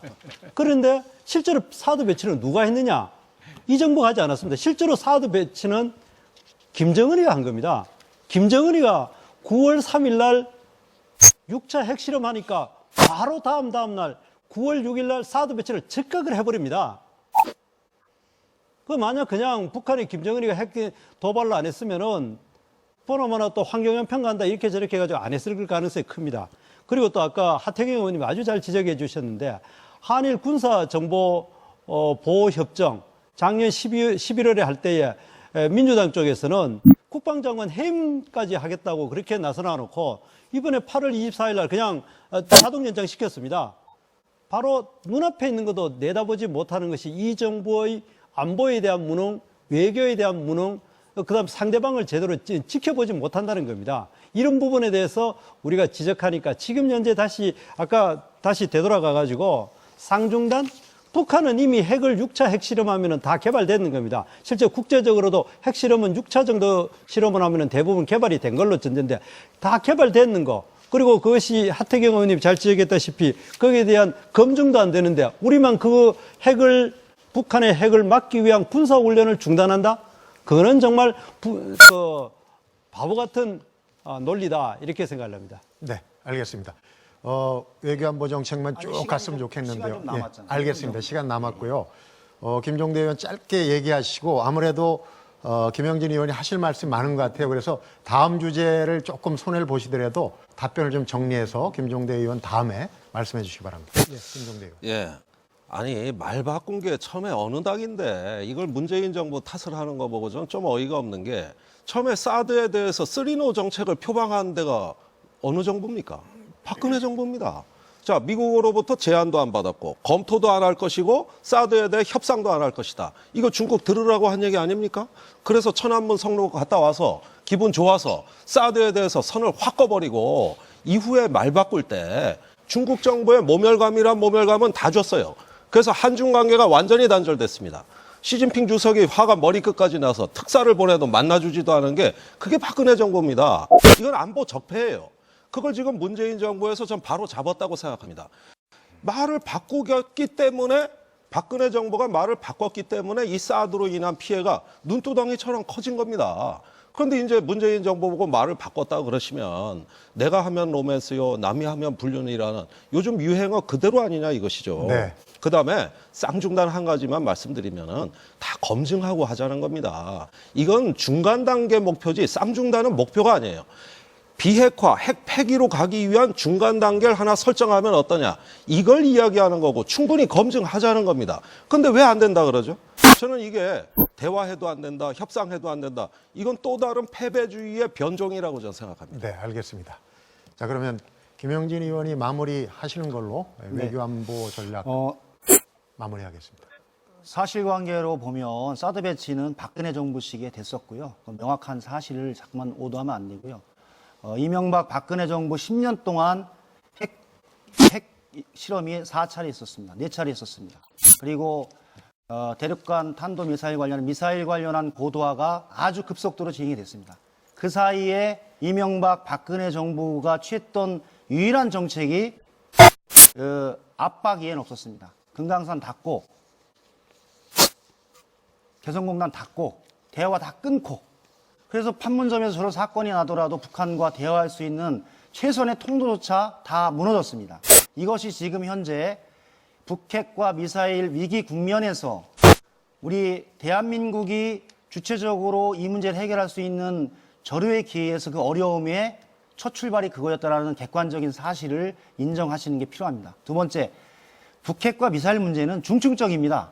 이해관계가 틀려요. 미국과 중국과 러시아와 일본이 이 문제를 바라보는 이해관계가 틀리기 때문에 그 문제를 다 맞출 수 없는 겁니다. 그래서 전체적으로 북핵에 대해서 제재와 압박을 통해서 동결과 폐기의 과정을 국제공조를 해서 만들어 나가자라고 하는 최대 공약수의 입장을 가지고 전개 나가는 것이 문재인 정부고 그 문제를 위해서 미국과의 중국과 관계를 정상화시켜왔던 지난 7개월이었다. 그 과정을 폄훼해서는 안 된다. 여와 야가 그럼 그 방법이 옳지 않으면 지혜를 모아서 새로운 방법에 대해서 대책을 논하는 게 맞지 일방적으로 비난과 비판은 북핵 미사일을 해결하는 데 전혀 도움이 안 된다는 말씀을 드립니다. 네, 알겠습니다. 외교안보 정책에 대한 토론은 이 정도로 마무리해야 될 것 같고 여러 가지 평가와 그 비평이 나왔는데 결국은 우리 외교 안보 정책이 북핵 해결에 초점을 맞춰야 된다 이런 쪽으로는 다 같이 의견을 같이 하신 걸로 보여집니다. 다음 두 번째 토론도 굉장히 뜨거운 감자인데요. 검찰과 국정원 등 권력기관 개혁 방향에 대한 토론입니다. 최근 국정원과 검찰 등 권력기관 개혁이 빠른 속도로 진행이 되고 있습니다.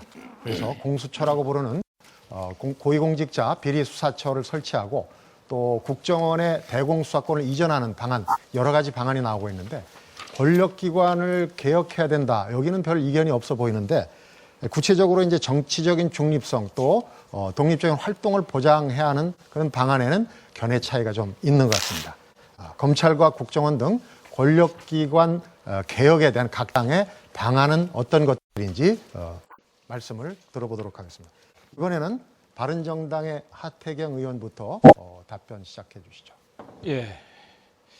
최근에 굉장히 흥미로운 일이 발생했는데요. 문무일 검찰총장이 지금 적폐청산 수사하는 것을 연내에 마무리하겠다라고 하니까 청와대에서 민주당에서 뭔 소리냐 검찰총장을 비난하는 집중포화가 있었습니다. 저 깜짝 놀랐어요. 검찰의 정치적 독립을 그렇게 주장하던 정부가 총장 한마디 하자마자 바로 그날 공격이 빗발치는 거예요. 그러면서 이거 뭐냐 이거. 그러니까 지금 공수처를 만들잖아요. 공수처는 이런 거구나. 지금 검찰은 대통령 말 잘 안 들으니까 대통령 말 잘 듣는 검찰 하나 새로 만들자는 거구나. 여기에 대한 의심이 지금 있는 겁니다. 근데 아니나 다를까 지금 쟁점이 뭐냐? 공수처에 대해서는 공수처장을 대통령이 임명을 하느냐, 국회가 임명을 하느냐. 이게 쟁점입니다. 근데 지금 끝까지 대통령 임명을 포기하지 않는 거예요. 여기에 의심이 있는 겁니다. 아니, 우리가 권력의 핵심이 청와대고 여당 아닙니까? 그러면 공수처가 청와대하고 여당의 입김에서 독립해야 청와대 여당을 견제하지. 대통령이 공수처장 뽑는데 어떻게 공수처가 청와대 여당을 견제하느냐. 그래서 지금 이 정부가 다시 검찰을 자기 수중에 넣으려고 하는 그런 업무가 진행되고 있다는 의심을 떨쳐버리게 해줘야 된다. 그 방법은 공수처장을 국회 임명으로 빨리 양보를 해야 된다는 말씀을 드리고, 맞아요. 지금 제가 발제 비슷하니까 국정원도 황당한 게요. 국정원 간첩 수사 넘길 수 있습니다. 근데 문제는 뭐냐? 대안이 아무것도 없이 수사 안 한다는 거예요. 지금요 간첩 수사하는 곳 대한민국에 한 군데도 없어요. 국정원은 간첩 수사 포기했는데 다른 데는 아무것도 안 하는 거예요. 그러니까 적어도 지금 대한민국을 지키는 그런 정부라면 네. 대안이라도 만들어 놓고 간첩 수사 국정원 안 한다고 해야 될 거 아닙니까? 경찰하고 검찰은 다 순환 보직입니다. 여기는 전문적으로 간첩 수사하는 사람들이 없어요. 다 직장을 자리를 바꾸는 사람들이에요. 거기에 맡겨가지고 어떻게 간첩 수사 제대로 되겠냐고요. 이러니까 안보 걱정 안 할 수 없는 거죠, 이 정부에 대해서. 네. 아주 귀한 시간 할애해서 발제를 해주셨는데요. 다른 토론자들이 비교적 쉽게 토론을 진행할 수 있을 것 같습니다. 대한애국당 조원진 의원 답변해 주시죠. 국정원 개혁 방향을 이 단추를 잘못 끼웠어요. 적폐청산에 완장을 차고 개혁을 가니까 조급한 겁니다, 지금. 그러니까 대공수사권 폐지하자. 이게 정보 수집하고 대공수사권을 분리할 수는 없는 겁니다. 그리고 방금 하태경 의원 얘기했지만 대공수사권을 폐지하면은 어느 부서에서 이걸 해야 되는데 지금 어떻게 되느냐? 대공 문제하고 그다음에 대정부 테러 문제, 그다음에 지금 사회 전복 세력들 여기에 대한 수사를 못 하는 겁니다. 어느 부서에서도 지금 못 하게 돼 있어요. 그러면은 실질적으로 국정원이 갖고 있던 모든 안보 권리를 이제 북한 김정은한테 넘겨주는 거 아니냐. 이것은 김일성 때부터 김정일이, 김정은이 계속 주장했던 겁니다. 그래서 안보 라인이 무너졌다는 것은 국정원을 거의 무능화시켜버린 거예요. 지금 지금 대공수사권 폐지를 하면은 여기에 대해서는 좀 더 깊은 고찰이 필요하다. 국정원을 폐지하려고 하는 TF팀들이 기본적으로 반대한민국의 생각을 가지고 있는 사람들이 많이 들어가 있단 말이에요. 구성부터 잘못했고 김대중 정권 때 그랬어요. 이게 국정원 개혁한다고 해가지고 했다가 어떻게 됐습니까? 휴민트 다 날라갔습니다. 그거 복원하는데 아직까지도 복원이 하는데 10년 이상이 걸립니다. 이 국정원 개혁 잘못하면은 이 소위 말하는 김정은이 요구하는 이 대한민국 내에서의 테러 또 반정부 반국가 활동 이런 거를 막을 수가 없다 그렇게 보고요. 또 검찰에 대한 얘기를 안 할 수가 없는데 검찰이 지금 정치 검찰로서 가버린 것 같아요. 그래서 검찰 개혁을 하긴 해야 되는데 이게 공수처로 하기에는 이 검찰이 너무 더 정치적으로 권력을 지는 거 아니냐 이런 생각을 가지고요. 박근혜 대통령에 대한 이 지금의 구속 연장 이거 잘못된 거잖아요. 그다음에 지금 검찰하고 특검이 6개월 동안을 대통령 수사했는데 뇌물죄 안 되고 제3자 뇌물죄 안 되고 그다음에 경제공동체 안 되고 그다음에 묵시적 청탁 안 되니까 갑자기 말이죠. 청와대에서 캐비넷 문건 들고 나오고 국정원에 특활비 까고 그러면은 국정원에 국민들이 잃어보는 거예요. 특활비를 깔려면은 박근혜 정부, 이명박 정부, 노무현 정부, 김대중 정부 다 까라는 겁니다. 김문성 차장이 얘기했듯이 3천억을 도대체 뭐 때문에 3천억을 거둘라 했는지 그다음에 김만복 국정원장 시절에 100억을 지금 북한에 줬다는데 도대체 뭐 때문에 했는지 이거 다 조사해야 될 거 아니에요. 그래야지 국민들이 이해를 하는 거예요. 그냥 특활비, 박근혜 정부 특활비만 가지고 엮어 넣으려고 하는데 이거 국민들이 모르는 것 같습니까? 다 알고 있습니다. 네. 현실 인식 얘기도 좋으신데요. 제도 쪽으로 좀 말씀을 왜냐하면 시간이 지금 조원진 의원 많이 남지 않았습니다. 다음은 국민의당 이태규 의원 말씀해 주시죠. 네. 검찰과 국정원, 대한민국의 대표적인 권력기관입니다.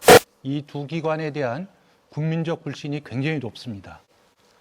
저는 검찰과 국정원의 개혁의 핵심 기조는 권력의 분산이라고 생각이 듭니다.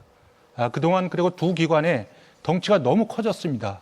비대화해서 공룡화가 돼 있죠. 이 공룡화된 조직이 정치에 애속되고 권력을 추구하고 있습니다. 이 부분을 막는 것이 두 기관의 어떤 그 개혁의 핵심 기조다, 이런 말씀을 드리고요. 국정원 같은 경우는 기본적으로 정보와 수사 기능을 분리해야 된다고 생각을 합니다. 두 기능을 모두 가진 세계적인 그 정보 첩보 기관은 없습니다. 영국 같은 경우도 MI5, MI6 또 정보통신본부 등 이런 그 방첩, 그 정보 수집 기관 4개 기관으로 분리돼 있어서 협업과 견제를 같이 하고 있습니다. 이런 시스템을 우리가 검토해 볼 필요도 있고요. 또 미국 같은 경우도 CIA와 FBI로 이렇게 구분이 되어 있습니다. 대공수사권 문제 말씀하시는 대공수사권 강화해야 됩니다. 그러나 이 부분들은 국정원에서 떼어내서 없애야 하는 것이 아니라 가령 예를 들어서 안보수사청이나 이렇게 해서 오히려 대공수사권 더 강화하는 전문적인 수사기관 발족을 통해서 해결이 가능하다고 생각이 듭니다. 검찰 같은 경우도 사실 아까 존경하는 하태경 의원님께서 말씀하셨지만 이 공수처장을 대통령이 임명하게 되면 이것은 또 다른 검찰 하나 만드는 것에 불과합니다. 이것은 검찰 개혁 방안이 아닙니다. 이 부분이 또 대통령의 어떤 그 구속을 받는 공수처가 어떻게 검찰을 견제할 수 있겠습니까? 그렇기 때문에 이 부분도 신중해야 된다. 또 수사와 기소의 분리인데 사실상 수사라는 것은 기소 전 단계의 활동입니다. 기소를 하기 위한.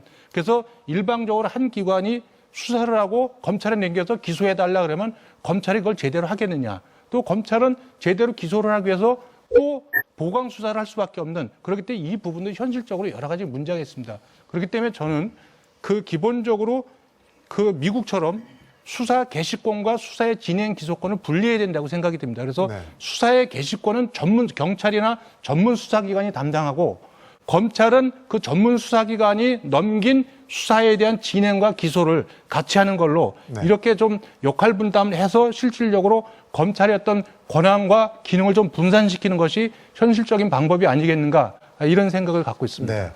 검찰 국정원 개혁 방안이 이른바 이제 셀프 개혁이라고 해서 아직 완결된 부분은 아닌 것 같은데 구체적인 방안까지 아주 적절하게 잘 지적해 주신 것 같습니다. 더불어민주당의 김영진 의원 답변해 주시죠. 네, 고위공직자 비리수사처, 즉 공수처 관련해서는 전 국민적인 공감대가 사실 형성된 사항입니다. 논의가 된 지 벌써 96년부터니까 한 20년 됐고요. 특히 이번 박근혜 최순실 게이트를 보면서 국민들이 그렇게 얘기합니다. 도대체 대한민국의 청와대, 검찰, 국정원, 경찰 도대체 뭐 했느냐? 그래서 바로 최고 권력인 대통령과 청와대, 국정원, 검찰을 수사할 수 있는 그런 기관이 필요하다.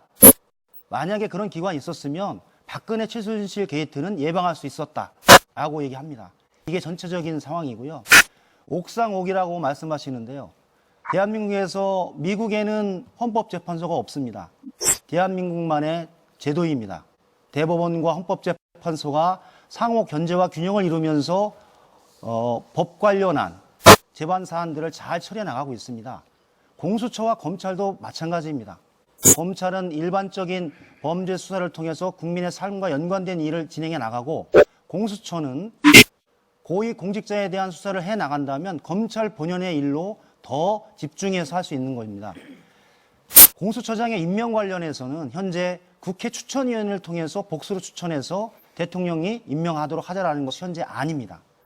저는 논의를 좀 더 집중해서 논의해 나간다면 지금 제기하고 있는 여러 문제점들에 대해서 여와 야 간의 약간의 차이를 조정해 나가면서 공수처라고 하는 새로운 기관을, 혁신 기관을 만들어낼 수 있다, 이렇게 봅니다. 국가정보원에 관련해서는 사실은 국가정보원이, 정보기관이 대선에 개입하고 댓글을 만든 나라는 전 세계에 없습니다. 민주주의를 훼손하고 국가의 기본을 훼손했기 때문에 단호하게 제가 보기엔 처벌하는 게 맞습니다. 그래서 정보 본연의 기능으로 가고 수사 기능은 떼내서 다른 기관으로 만들자라는 것이 국가정보원 개혁의 방향입니다. 그래서 내용을 대외안보정보원으로 바꿔나가면서 전면적인 개혁을 해나가자. 이게 현재 더불어민주당의 입장입니다. 네. 이번에는 정의당 김종대 의원 답변해 주시죠. 예, 국가정보원, 영어로 내셔널 인텔리전스 서비스죠. 즉 자기가 수집한 정보를 국가기관이 일을 잘할 수 있게 서비스해준다, 이렇게 배포해준다, 이런 뜻입니다. 그런데 지금 국정원은 어떠냐 하면은 내가 수집한 정보를 남에게 서비스하는 것이 아니라 자기가 써먹어야 돼요. 이게 수사기능과 정보기관이 같이 붙어있을 때 폐단입니다. 자, 내가 수사 실적 올리려면 내가 수집한 정보를 왜 남한테 줍니까? 내가 잘 써먹어야죠. 또 내가 잘 써먹기 위한 정보를 주로 수집합니다. 이 과정에서 조작이 일어나는 것이죠. 서울시의 유우성 씨 간첩 조작 사건 잘 보셨을 겁니다. 과거에 박정희 대통령 시절에 중앙정보부가 간첩 조작해가지고 지금 재심에서 무죄 판결 받아서 배상해주는 국가 배상액이 1,200억 원을 돌파했습니다. 심지어 민주화 이후에 문민정복, 김영삼, 김대중, 노무현, 이명박 대통령 시절에 다 그 잘못된 간첩 수사, 그거 지금 전부 다시 재심해서 무죄 판결돼가지고 배상해주는 국가 예산이 370억 원을 돌파했습니다. 국가기관이 잘못하고 국민이 그걸 물어주는 이러한 방식이 그동안에 정보기능과 수사기능이 합친 무소불위의 권력기관으로부터 저질러졌다는 사실에서 우리는 뼈저린 역사의 교훈을 이제 받아들일 때가 됐습니다. 그러면서 미국의 CIA가 정보 수집하면 FBI에 줘가지고 수사 잘하게 하고 공정하게 정보를 각 기관이 필요한데 배분해주는, 이것이 바로 정보기관의 민주적 개혁이라고 할 수 있는 것이고요. 이런 것들을 제대로 하면 더 이상 간첩 조작, 안보 적폐 더 이상 일어나지 않습니다. 그다음에 고위공직자 비리 수사처나 또는 특별수사청 같이 어떤 특수한 수사 목적의 수사기관, 검사들의 기관을 갖고 있는 건 이미 세계적 추세입니다. 네. 심지어는 그 사건 분립, 5권 분립까지 얘기하고 있는데 그것은 제왕적 대통령의 권한을 우리가 분산시키자고 하는 헌법 개헌에 관한 논의와 똑같은 것이죠. 그러면 제1야당 자유한국당 같은 데서 이제 대통령의 권력을 좀 내려놓자, 분산시키자면 고위공직자 비리 수사처 같은 건 오히려 먼저 찬성을 하셔야 되거든요. 그런데 반대를 하고 계세요. 저는 이게 좀 이율 배반이라고 봅니다. 개헌을 한다면 이런 검사, 사법계통의 개혁도 같은 취지로 하면 되지 않겠습니까? 오히려 야당이 이런 것을 더 주장해야 되는데, 아니 또 하나의 기관 만드는 낭비다, 이렇게 얘기한 건 대통령 권한을 더 제왕적으로 만들자는 이야기 아닙니까? 네, 알겠습니다. 자연스럽게 자유한국당 정태욱 의원한테 마이크가 넘어가는데요. 예, 우리 자유한국당이 또 국가 권력기관의 권한을 남용하고 또 잘못된 관행에 대해서는 우리가 과감히 고쳐야 된다고 생각합니다. 그런데 그것이 적폐청산이라 하는 그런 수사나 누구를 구속시키고 전 정부에 대한 정치 보복이 아니라 제대로 된 제도 개혁으로 가야 된다고 생각합니다. 먼저 검찰 개혁을 본다면은 검찰 개혁의 핵심은 세 가지입니다. 검찰의 정치적 중립성을 제대로 확보하는 게 첫 번째고, 두 번째는 수사권과 기소권을 다 독점하고 있는 것이 검찰에 너무 과대한 권력이기 때문에 이거를 검경 수사권을 제대로 조정하자는 그게 있고, 그다음에 세 번째, 검찰이 가지고 있는 수많은 비리에 대해서 수사하자, 이 세 가지입니다. 그런데 이 공직자 비리 수사처를 해봐야 대통령이 또 하나의 지금 검찰만 해도 너무 대통령한테 큰 칼을 가지고 있는데 또 하나를 안긴다라는 거는, 이거는 너무 대통령의 권한을 아까 우리 존경하는 김종대 의원님이 이야기했듯이 분리하는 게 아니라 대통령의 권한을 너무 강화시킬 가능성이 굉장히 높다는 점에서 반대하고, 그리고 실제로 정치적 중립성과 그다음 이 권한을 분리시키는 것은 이 형사소송법과 그 검찰적 법을 약간만 손대면 충분히 해결합니다. 검찰총장과 검사 인사권을 대통령한테 분리하는 거 아주 간단합니다. 그리고 수사권하고 기사권을 어떻게 검경에 조정하는 거, 그거 간단하게 하면 됩니다. 그런데 엄청나게 큰 권력기관을 하나 만들어가 대통령한테 새로운 또 칼을 하나 더 줘가지고 대통령 권한을 더 강화시키는 건 바람직하지 않다, 그렇게 생각을 하고, 두 번째로는 이 국정원 개혁에 대해서 우리 한반도의 긴밀한 남북 대치 상황에서 간첩을 잡는 전문기관을 폐지시켜가 경찰을 보고 간첩을 잡아라, 굉장히 쉽지가 않습니다. 간첩 잡는 기관이 그대로 유지돼야 되고, 거기에 국정원이 가지고 있는 여러 가지 폐단에 대해서는 제도적으로 개선해야 된다, 그렇게 생각을 합니다. 그리고 마지막으로 하나는 현 정부에서 적폐청산 이름으로 정말 자행되고 있는 전 정부와 개인에 대한 무차별적인 정치 보복, 수사, 이거에 대해서는 이 정말 그 권력기관을 정상화시키는 거에서 한참 거리가 멀다. 네. 여기에 대해서는 자유한국당이 단호히 반대한다. 그런 입장입니다. 네. 민중당 김종훈 의원 오래 기다리셨습니다. 발언 기회 드리겠습니다. 답변해 주시죠. 예, 국정원이 본연의 임무를 잘했다면 국민들이 개혁하라고 얘기하지 않을 것 같습니다. 적어도 여러 가지 국가정보 개혁을 위해서는 정보기관의 역사를 먼저 살펴볼 필요가 있지 않나 여겨지는데요. 잘 아시듯이 1960년도에 4.19로 인해서 민주정권을 세웠습니다. 바로 이어서 박정희 정권이 쿠데타로 정권을 빼앗았습니다. 그로부터 나흘 후에 정확하게 5월 20일 중앙정보부를 창설합니다. 쿠데타로 나라를 차지한 군사독재가 중앙정보부를 세운 이유가 무엇이겠나가 생각해 볼 수 있는 대목이라고 여겨집니다. 처음부터 독재 정권을 지탱할 목적으로 만들어진 조직이라는 것이죠. 중앙정보부는 전두환 군사독재 시절은 안기부로 이름만 개칭되고 똑같은 역할을 했습니다. 그 뒤 김대중 대통령 때 지금의 국정원으로 이름을 바꾸었습니다. 중앙정보부, 안기부, 국정원 시절 많은 양심수들이 양산되었고 간첩 조작 사건 또한 있었습니다.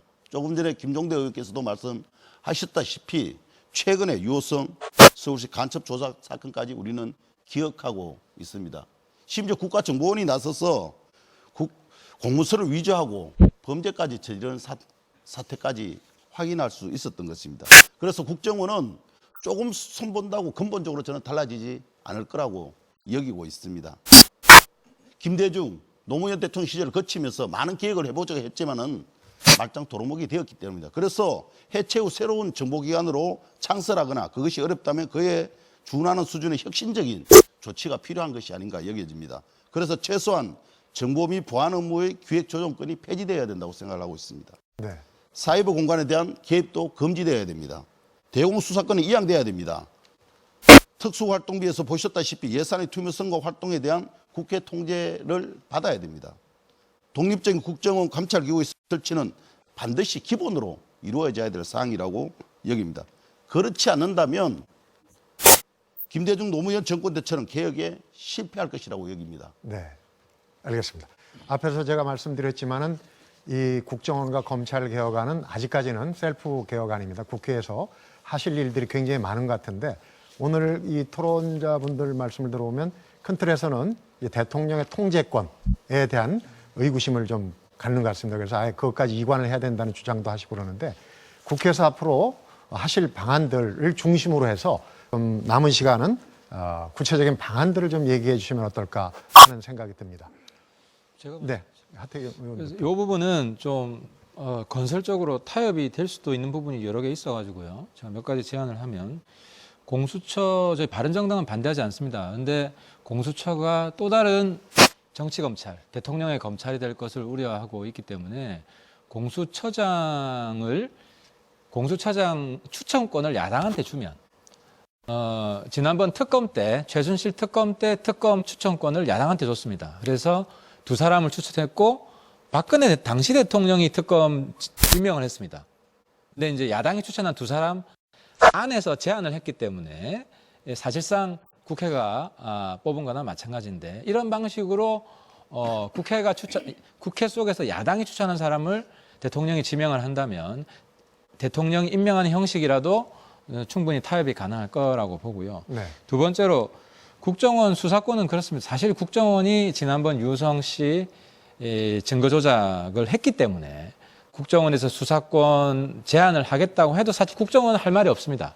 근데 문제는 아무런 대안이 없다는 거예요, 지금. 그래서 지금 대안으로 여러 가지가 나오고 있는데 우리 존경하는 이태규 의원께서 말씀 잘하셨어요. 전문성이 굉장히 필요합니다. 왜냐하면 오랫동안의 비밀 활동, 북한의 네트워크, 그리고 해외 정보 네트워크 이런 걸 다 파악하고 있어야 되는데 그냥 경찰, 검찰에 일반 수사한 사람을 갑자기 투입해서는요 아무것도 할 수가 없어요. 그러면은 지금 안보수사청이라는 걸 이야기하지 않았습니까? 이런 걸 만들 건지 아니면은 검찰의 대공수사부로 전업적으로 하는 이것만 하는 사람들을 지금 국정원 수사팀들도 그쪽으로 이관을 하고 이런 방식으로 할 건지 아니면 경찰에 할 건지 저는 근데 경찰은 반대합니다. 경찰은 굉장히 정치적인 그 외풍을 많이 타는 조직입니다. 네. 그래서 이런데 아무런 대안도 없이 국정원 스스로 우리는 수사 안 해. 지금 이런 검찰 수사 공백기 상태에 지금 대한민국이 빠져들었다는 겁니다. 이런 걸 집권 여당과 청와대가 방치했다는 데 대해서 우리가 굉장히 화를 내는 것이고요. 네. 그리고 마지막으로 적폐청산 그렇습니다. 적폐청산 필요한 부분이 있습니다. 해야 됩니다. 하지만 국민들이 바라는 거는 신속하게 핵심만 딱 도려내라.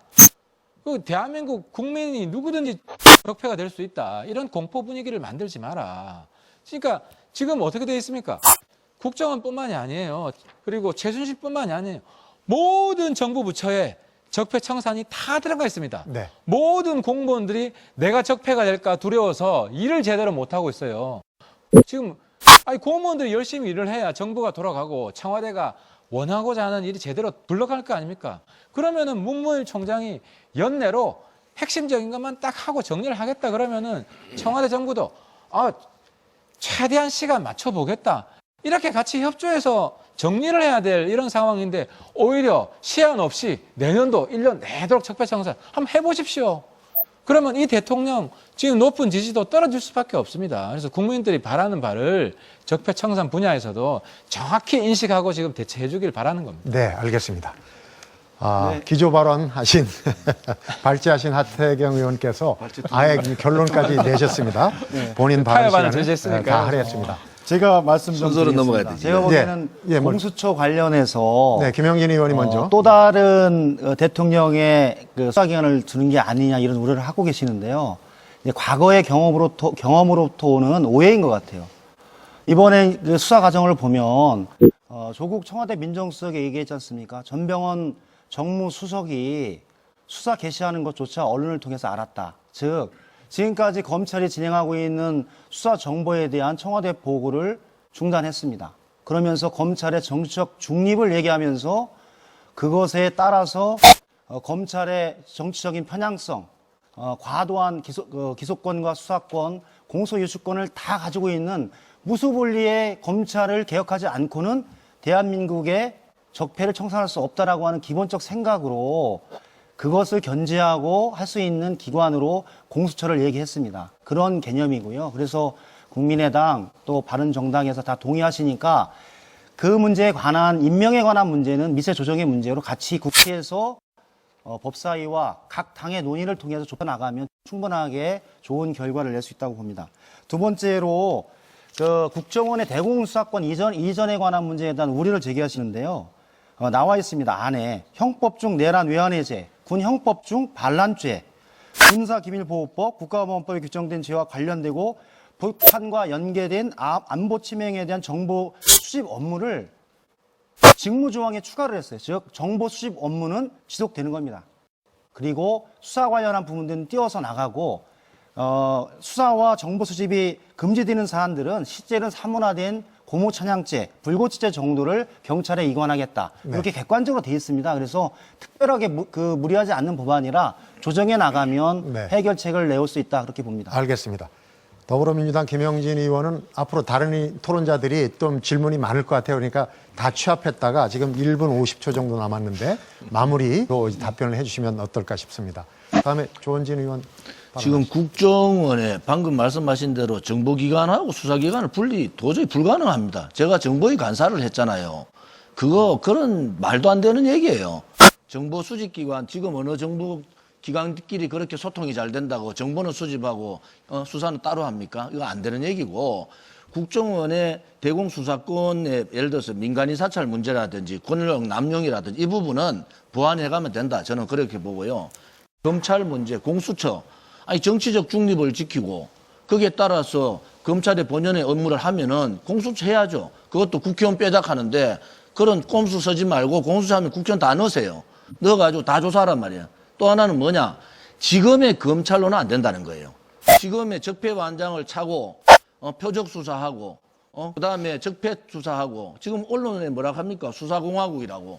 이런 검찰을 가지고 공수처를 놓는다? 또 하나의 정치검찰을 만드는 거잖아요. 그래서 정치검찰을 벗어날 수 있는 방법이 뭔지, 그러고 공수처 논의를 해야 된다. 이렇게 얘기할게요. 박근혜 대통령이 왜 구속 연장이 돼야 되느냐? 저는 그게 의심스러운 거예요. 증거인멸 도주 아무것도 없잖아요. 이건 뭐냐? 그야말로 정치보복이에요. 제가 국회에서 그랬어요. 정치보복은 또 다른 정치보복을 낳는다. 그래서 이 정치보복의 굴레를 계속 가게 할 거냐? 그렇지 않으면 이 문재인 씨 정권에서 정치보복을 끊을 거냐? 이게 되게 중요한 문제지 않습니까? 그다음에 이게 말이죠. 구속 연장을 함으로 해가지고 그것은 바로 정치보복과 인신감금입니다. 제대로 된 소통을 하고 소통 정부를 만들겠다고 했는 문재인 씨가 제대로 가려면은 박근혜 대통령부터 풀어야 되잖아요. 검찰에서 뭘 하겠습니까? 검찰을 믿지 못하는 게 그거예요. 6개월을 수사하고 특검에서 6개월 수사했는데 아무것도 나온 게, 증거가 아무것도 나온 게 없는 거. 1년 전에 그렇게 떠들던 그 증거들이 다 거짓으로 밝혀졌으면은 이제 되돌려야 된다. 그래서 제가 말씀드리는 것은 사회자가 자꾸 끊지 마세요. 왜 아직 시간 많이 남아 있는데. 그래서 제대로 된 정치 검찰이 아니고 제대로 된 중립적 검찰. 그 다음에 검찰이 권력에 따라 움직이지 마라 말이에요. 그러니까 검찰이 요거도 먹는 거예요. 검찰은 증거 우선주의에 하고 불구속 우선 아닙니까? 전직 대통령이 그것도 감옥에 저렇게 병을 가지고 누워있는 대통령을 이제 풀어줘야죠. 정부가 화합을 하고 제대로 된 정부로 가려면은 대통령을 일단 석방해놓고 그 다음에 무슨 화합을 하든지 좌우 날개를 만들든지 해야 될 거 아닙니까? 이런 식으로 가면요. 나라는 고사하고 지금 안보 불안 문제, 경제도 망하고 안보도 망하고 다 망하는 상황에서 도대체 어떻게 하겠다는 건가? 저는 그래서 이 정부가 제대로 가려면은 박근혜 대통령을 먼저 풀어놓는 것이 제대로 가는 첫 단추다. 그렇게 봅니다. 네. 결론까지 내리신 걸로 간주하겠습니다. 정태욱 의원, 좀 시간이 많이 남았습니다. 누가 예. 김종대 의원께서 먼저 하시겠습니다. 일단 김종대 의원입니다. 예. 적폐청산을 왜 이렇게 두려워하는지 전 이유를 모르겠어요. 정말 지금 이 시대에 누구나 공감하고 지금 청산하지 않으면 다시는 기회가 없다는 거 잘 알고 계시지 않습니까? 우리 예컨대 몇 달 동안 목욕 안 해가지고 때가 잔뜩 끼면 어떡합니까? 일단 열탕에 가서 푹 불리고 그 다음에 아주 그 때가 다 벗겨질 때까지 빡빡 밀어버리는 것이죠. 실제로 피부가 벗겨지도록 제대로 한번 때를 벗겨내는 거 아니겠습니까? 지난 9년 동안 보수 정권 하에서 이 얹은 적폐가 그 때가 지금 완강하게 들러붙어 떨어지지가 않습니다. 이럴 때는 조금 더 과감한 개혁으로 때를 벗길 수 있는 이런 적폐청산, 우리 국민 전체가 새로 목욕하는 기분으로 한번 하면 이게 신나는 일이지 어떻게 두려운 일입니까? 게다가 그 국정원 이야기 자꾸 하시면서 정보 따로 수사 따로 하는 것이 이게 굉장히 위험하다 그러는데 군대에서 정보와 작전이 왜 따로 있습니까? 아니 작전하는 사람 밑에 정보 붙이면은 훨씬 효율적인데 이것을 따로 떼놔야 정보가 순수해지고 독립적이고 객관적이기 때문인 것이죠. 그런데 수사 기능하고 붙여놓으니까 자꾸 조작을 한단 말입니다. 그래서 이것을 외국처럼 따로 떼서 서로 견제하게 하자. 이건 뭐냐면은 정상화 차원의 개혁입니다. 이것 때문에 간첩 못 잡는 게 아니라 더 잘 잡습니다. 또 이렇게 자기의 정보를 순수하게 서비스하는 기관으로 지금 국가정보원이 다시 태어나지 않는다면 국가가 이렇게 어려운 상황에서 미래의 선진 정보기관으로 절대로 거듭날 수가 없다. 이런 말씀을 드리고요. 그다음에 공수처라든가 여러 가지 그 검찰개혁에 관한 문제에 대해서 제가 꼭 드릴 말씀은 이겁니다. 지금 모든 권력기관 개혁 문제가 권력기관 내부의 나눠먹기를 어떻게 하느냐 이것만이 논의되고 있습니다. 권력기관 개혁의 본질은 권력과 국민 간의 관계를 재설정하는 것. 즉 권력에 대한 국민의 통제를 리셋하는 게 개혁의 핵심입니다. 그런데 수사권과 기소권을 어떻게 하자. 뭐 또 수지권과 수사권을 어떻게 기관끼리 나누자. 이것은 본질이 아니죠. 이것이 아니라 권력기관에 대한 민주적 통제, 시민 주권의 관철 이런 것들이 이루어질 수 있는 제도의 발전 이게 권력기관 개혁의 핵심이 돼야 됩니다. 그런데 검찰과 경찰 간의 권한을 재조정한다든가 이런 문제에 자칫 휘말려가지고 본말이 전도되는 건 오히려 개혁을 말아먹거나 지연시키기 위한 전술이라고 저는 생각합니다. 네, 잘 알겠습니다. 자유한국당 정태욱 의원 준비를 많이 하셨습니다. 발언하시죠.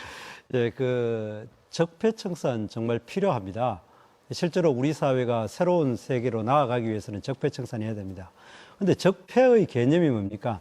4.29 4.1 폐단을 고치자는 것이 적폐인데 지금 현재 하고 있는 것이 과연 적폐청산인가? 거기에 대해서 우리가 곰곰이 생각해 봐야 됩니다.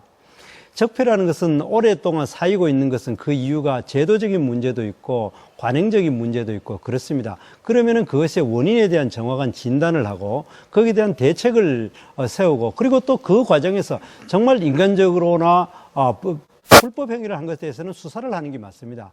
그런데 지금 현재 적폐청산은 오로지 전 정부 사람에 대해서 타겟을 해가 특히 개인을 타겟으로 해가지고 수사를 하고 구속을 시키고 그렇게 또 여러 가지 정보를 그러니까 범죄 정보를 이래 그렇죠 혐의 사실을 이래 알려가지고 개인을 묘욕 주는 이런 방법의 적폐청산 아니다 생각합니다. 적폐청산은 제대로 되려고 한다면은 현재 진단부터 해야 됩니다. 가장 대표적인 것이 우리가 특활비 문제입니다. 특활비는 아주 오래 전부터 있어 왔던 거고 그것이 어떻게 쓰여졌는가에 대해서는 많은 이야기가 되고 굳이 국정원만 특활비를 가진 것이 아니고 이명박 박근혜 정부 때만 특활비를 가지고 있는 것이 아닙니다. 그는 DJ 정부 때도 특활비 사용했고 노무현 정부 때도 사용했는 겁니다. 그러면은 원래 제도의 목적은 무엇이고 그걸 어떻게 사용되었고 또 이것이 그 기관도 여러 기관들이 가지고 있는 걸 어떻게 쓰여졌는가를 제대로 바라보고 난 다음에 거기서 문제가 있는 거를 수사를 해야 되는 겁니다. 그런데 그 국정원 하나에 대해서 그것도 이명박 박근혜 정부 때의 특활비 문제만 딱 하는 것은 그는 적폐청산이 아니라 정치보복이다 그렇게 이야기를 합니다. 알겠습니다. 자, 발언할 기회가 한 번 더 남았습니다. 정태욱 의원은요. 그러면 지금 비교적 시간 여유가 있는 김종훈 의원이나 이태규 의원 발언하시면 되겠습니다. 어느 분이 먼저 하시겠습니다. 네, 김종훈 의원입니다. 예, 지난 선거가 끝나고 검찰청에 조사를 받으러 간 적이 있습니다. 갔더니 검사가 하시는 얘기가 서민 생활이 반토막이 났다 이런 대목에서 반토막이 어떻게 났는지 증거를 대라고 얘기합니다. 새벽같이 일찍 일어나서 단체장 시절 활동을 했다 그러니까 새벽에 어떻게 일어났는지 조사하겠다고 모든 공무원들을 조사를 했습니다. 이건 무소불위의 어떤 사고를 가지지 않는 한 이렇게 할 수 있겠는가라는 생각을 해보게 됩니다. 저는 그래서 검찰개혁은 한마디로 막강한 권한을 분산시키는 것이 핵심이라고 여기고 있습니다. 무엇보다 수사지휘권과 기소 독점권의 문제입니다. 경찰이 수사권 가지면 문제가 되나요? 행정부처의 사법경찰관이 기소권을 가진다고 큰 문제가 될 수 있겠나요? 저는 최대한 분산시켜야 권력 남용이 일어나지 않는다고 생각을 하기 때문에 분산시키는 것에 대해서 찬성을 합니다. 그리고 공수처는 반드시 필요하다고 생각을 합니다. 마찬가지로 기소권도 최대한 분산시켜야 견제가 가능하다고 보기 때문입니다. 저는 개인적으로는 검찰에 계신 관계자들 힘 좀 많이 빼셨으면 좋겠습니다. 너무 권위주의적이에요. 검찰청을 다녀온 사람들은 고개를 절레절레 흔듭니다. 마찬가지 공무원 아닙니까? 대국민 서비스도 하셔야지요. 저는 그렇게 하셔야 된다고 생각을 합니다. 이런 부분을 없애기 위해서는 저는 검찰의 통제 시스템이 필요하다고 생각합니다. 검찰 조직에 대한 국민적 감시나 통제 시스템을 만들어서 이 부분들을 바로잡는 노력들이 필요하지 않을까 여겨집니다. 네, 국민의당 이태규 의원 발언하시죠. 네, 지금 문재인 정부에서 권력기관에 대한 어떤 개혁 이야기를 많이 하고 있지만 가만히 뜯어보면 사실 굉장히 지엽적이고 단편적으로 지금 개혁 작업을 하려고 하고 있다. 국정원 같은 경우도 사실 수사 정보의 어떤 연속성의 문제가 있고 또 이 분리의 또 현실적 필요성 이런 부분이 있는데 이런 부분에 대한 어떤 고민이 없고 이번에 국정원 개혁발전위에서 사실 제출한 안들을 보면 이거 차와 포를 완전히 떼고 제대로 갈 것인지 이렇게 결정을 봐야 되는데 이것이 차는 떼고 포는 그대로 놔두는 이런 정도의 어떤 어정쩡한 개혁안을 갖고 왔기 때문에 정보위원회에서도 실질적으로 국가 전체의 수사와 방첩 또 대공 또 정보 이런 프레임 편제를 어떻게 짤 것이냐 이런 부분의 총체적인 고민 속에서 국정원의 기능과 역할을 정해가지고 와야 되는데 그 부분이 없다. 이 부분을 제가 분명히 지적을 했고 그 부분에서 추가로 이제 제출을 받겠다고 이야기를 했는데 실질적으로 그런 대한민국 전체의 어떤 수사와 정보와 어떤 방첩, 대공 이런 부분들을 어떻게 할 것인지에 대한 그런 총체적 고민 속에서 국정원의 역할을 정해줘야지만이 이것이 제대로 된 개혁이 될 수가 있다. 그런 부분에서 요번에 국정원 개혁발전위는 굉장히 그 업무, 자기 임무를 제대로 하지 못했다. 사실 문재인 정부 들어와서 거의 6개월 이상을 거의 국정원 이슈로 전국을 관리했다고 과언이 아닌데 실질적으로 국정원의 개혁 방안이라고 내놓은 것은 굉장히 초라하다. 이런 부분에서 저는 정부의 책임을 묻지 않을 수 없다. 이런 말씀을 분명히 드리고요. 네. 또 검찰개혁과 또 그런 측면에서 마찬가지입니다.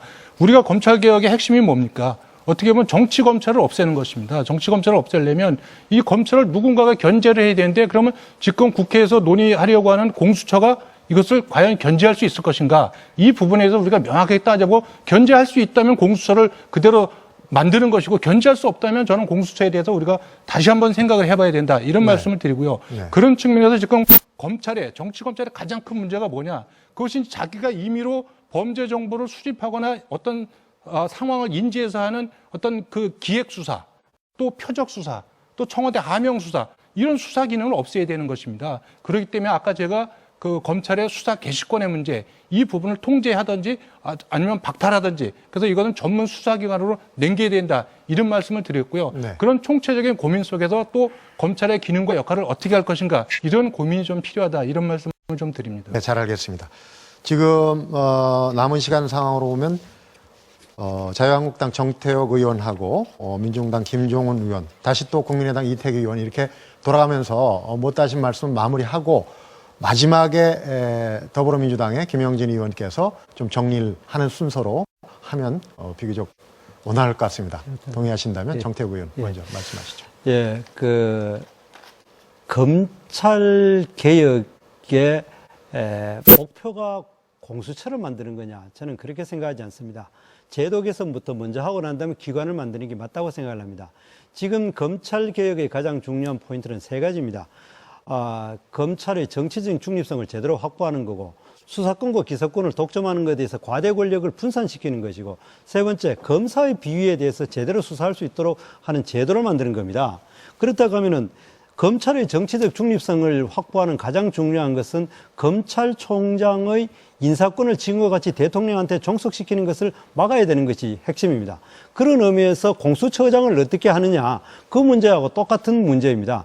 그러면 검찰총장의 인사권을 그거는 어떻게 하느냐. 공수처장을 아까 하태경 의원님께서 좋은 안을 내셔가지고 야당한테 임명권을 준다는데 그건 또 다른 문제를 생깁니다. 정권이 바뀌면 어떻게 할 겁니까? 그러면은 또 어쨌든 검찰이나 공수처를 정쟁의 중심에 끌어들이지는 말아야 된다는 거기 때문에 어느 누가 독점하지 못하도록 해야 되고, 그럼 두 번째, 과대한 권력, 수사권과 기소권을 독점하는 것은 형사소송법 조금만 고치면 될 일입니다. 그 굳이 새로운 기관을 만들 필요가 없습니다. 그리고 검사들의 비위에 대해서는 검사의 전업 수사권만 폐지해버리면 됩니다. 경찰의 수사권을 가지도록 해버리면 됩니다. 그렇기 때문에 이런 제도를 먼저 만들어 놔놓고도 특별히 공수처가 필요하냐, 여기에 대해서 생각을 해봐야 됩니다. 만약 제도 개선 안 하고 공수처를 만들어 놨지만 공수처가 대통령의 정치의 중립성도 문제가 되고 있지만 수사권, 기소권을 현재 같이 가만 놔둬놓으면 두 개 기관이 허구한 날 그냥 갈등할 그런 상황에 있고, 그리고 또 검찰이 가지고 있는 과대 권력이라는 문제는 해결이 안 됩니다.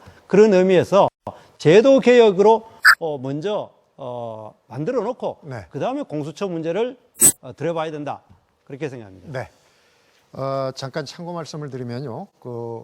국정원의 대공 수사권 이전은 어디로 갈지는 아직 정해지지가 않았고요. 그다음에 공수처장 임명은 대통령이 하되 법조계 자치하고 국회에서 4인이 추천을 하도록 그렇게 돼 있습니다. 시청자분들 이해를 돕기 위해서 잠깐 말씀을 드렸고요. 다시 민중당 김종훈 의원 마무리를 좀 해주시죠.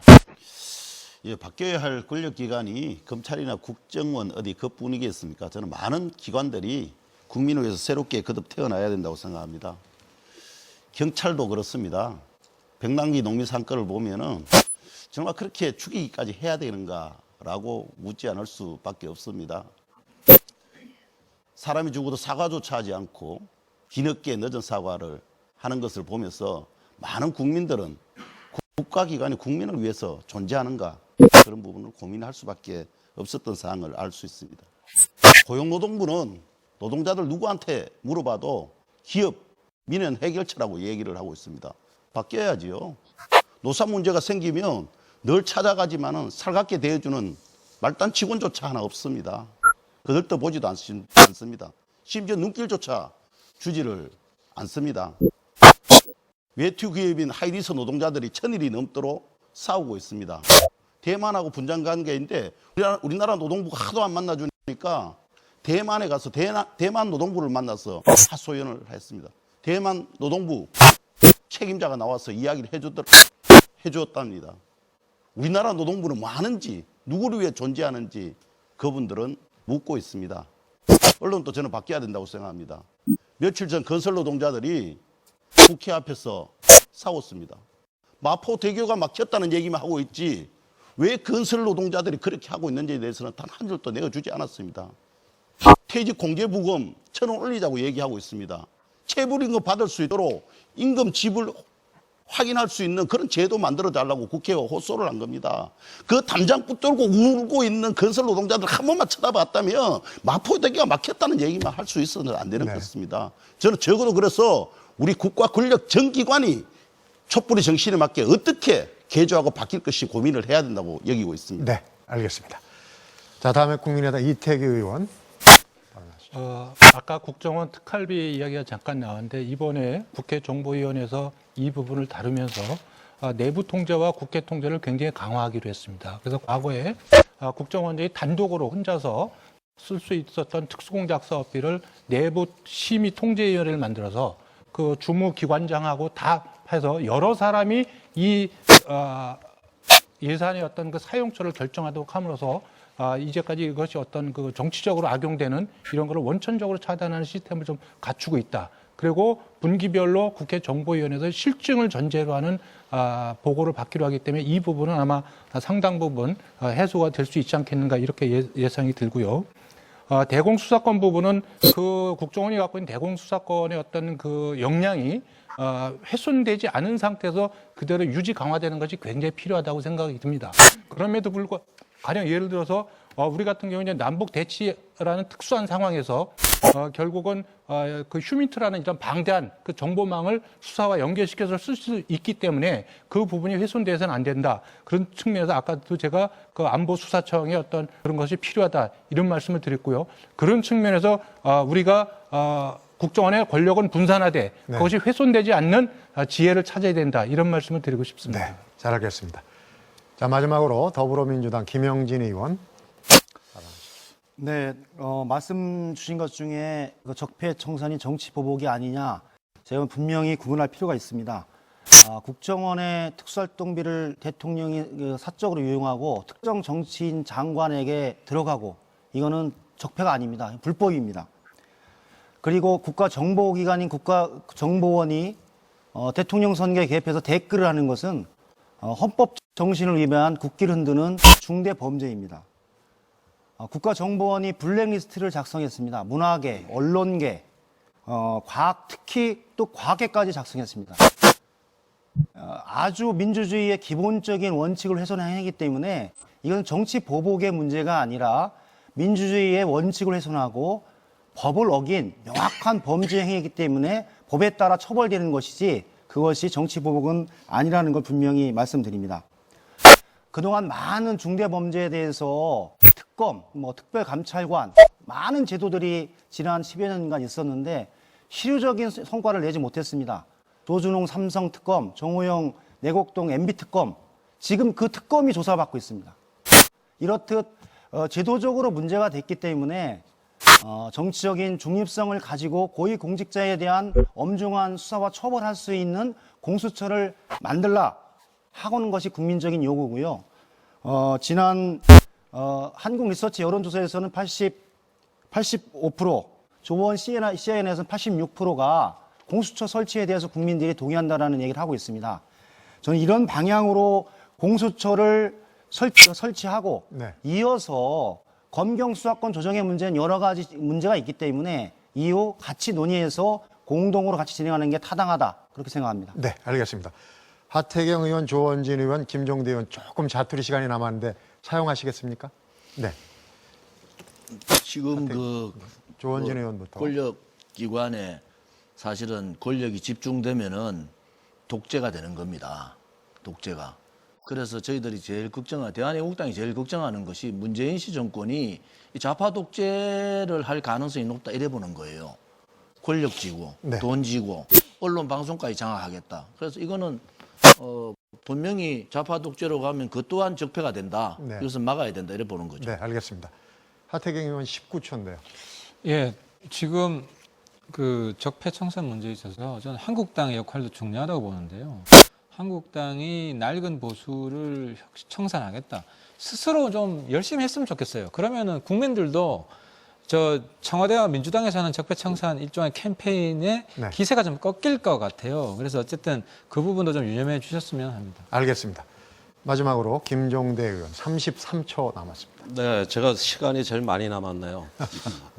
권력기관 교체의 본질은 권력기관을 국민에게 되돌려주는 것이다. 이것이 본질입니다.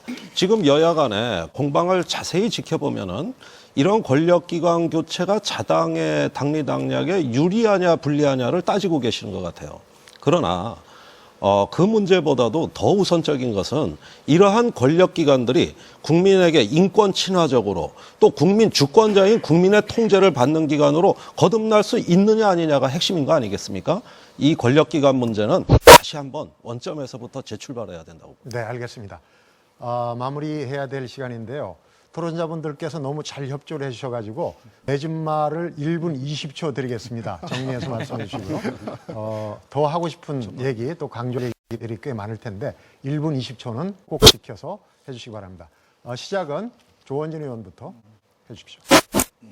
저희 대한애국당은 대한민국의 정체성인 자유민주주의하고 시장경제를 지키는 가치를 가지고 있습니다. 또 지금까지 6개월 재판, 6개월 수사를 했는데 박근혜 대통령이 죄가 없는 것만 밝혀졌어요. 증거가 하나도 없는 겁니다. 1년 전에 그렇게 떠들던 것이 다 거짓입니다.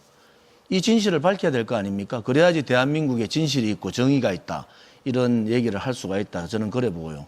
세 번째는 이제 보수 정당은 박근혜 대통령의 거짓 탄핵으로 죽었습니다. 그래서 비겁하지 않고 행동할 수 있고 용기 있는 새로운 보수 정당이 필요하다. 대한애국당 그 점에 최선을 다하겠다 이런 말씀을 드리고요. 문재인 씨 정권 들어와서 6개월 만에 나라가 망하게 됐어요. 안보는 안보대로 한미동맹 깨지면서 무너지고 경제는 지난 예산 통과 봤더니 야합을 넘어서 이것은 있을 수 없는 정치적 밀실 거래를 한 겁니다. 또 대한민국의 미래를 가질 수 있는 예산이 아니에요. 퍼주기식 예산. 이것은 결국 미래 세대한테 엄청난 부담을 주는 예산이 된다. 그래서 안보도 무너지고 경제도 무너진다. 네. 그래서 국민들께서 이 부분에 대해서 정말 이제는 눈을 뜨시고 귀를 여셔야 합니다. 우리 국민들이 일어나셔야지 제대로 된 대한민국을 만들 수 있습니다. 네, 알겠습니다. 국민의당 이태규 의원 발언해 주시죠. 네. 국정원은 순수 정보기관으로 그리고 검찰은 사회 정의를 수호하는 기관으로 거듭나야 됩니다. 이런 부분에 대해서 정치권이 지혜를 모아야 된다고 생각합니다. 외교 안보는 현실입니다. 그리고 현실은 지금 굉장히 엄중합니다. 전임 정권, 현 정권 책임 문제를 따지는 것도 중요하지만 그거보다 더 중요한 것은 문제를 어떻게 풀 것인가가 더 중요하다고 생각이 듭니다. 그런 측면에서 국론 결집이 중요하고 국론을 결집하기 위한 정치권의 성찰과 자각이 필요하다고 생각이 듭니다. 국민의당 많이 부족합니다. 그렇지만 이제까지 당리당략이 아닌 국민 이익과 합리적 개혁 관점에서 판단하고 결정해왔다고 말씀드릴 수 있습니다. 앞으로도 그렇게 할 계획입니다. 북핵의 평화적 해결, 권력기관의 개혁을 위해 최선을 다하겠습니다. 감사합니다. 네. 다음엔 더불어민주당 김영진 의원입니다. 네, 북핵과 미사일에 관련해서 제재와 압박, 대화의 병행을 통해서 핵 동결과 폐기라고 하는 큰 방향을 같이 만들어 가겠습니다. 미중 일러 주변 4대 강국과 함께 우리가 중심이 돼서 이 문제를 같이 해결해 나가도록 하겠습니다. 지난 촛불 민주주의의 핵심은 잘못된 권력의 집중을 분산하고 국민에게 권력을 돌려주라고 하는 거였습니다. 그 핵심이 검찰의 정치적 중립과 기소 수사 공소유지권을 독점하고 있는 검찰을 개혁을 진행하라고 하는 그런 해결 방안으로 공수처 설치에 대해서 온 국민이 지지해 주셨습니다. 공수처와 수사권, 기소권을 분리하는 검경 수사권 조정을 같이 통해서 우리 검찰과 경찰의 새로운 혁신을 만들어내야 됩니다. 국정원은 이제 국민의 정보기관으로 새롭게 거듭날 수 있도록 새로운 출발을 해야 됩니다.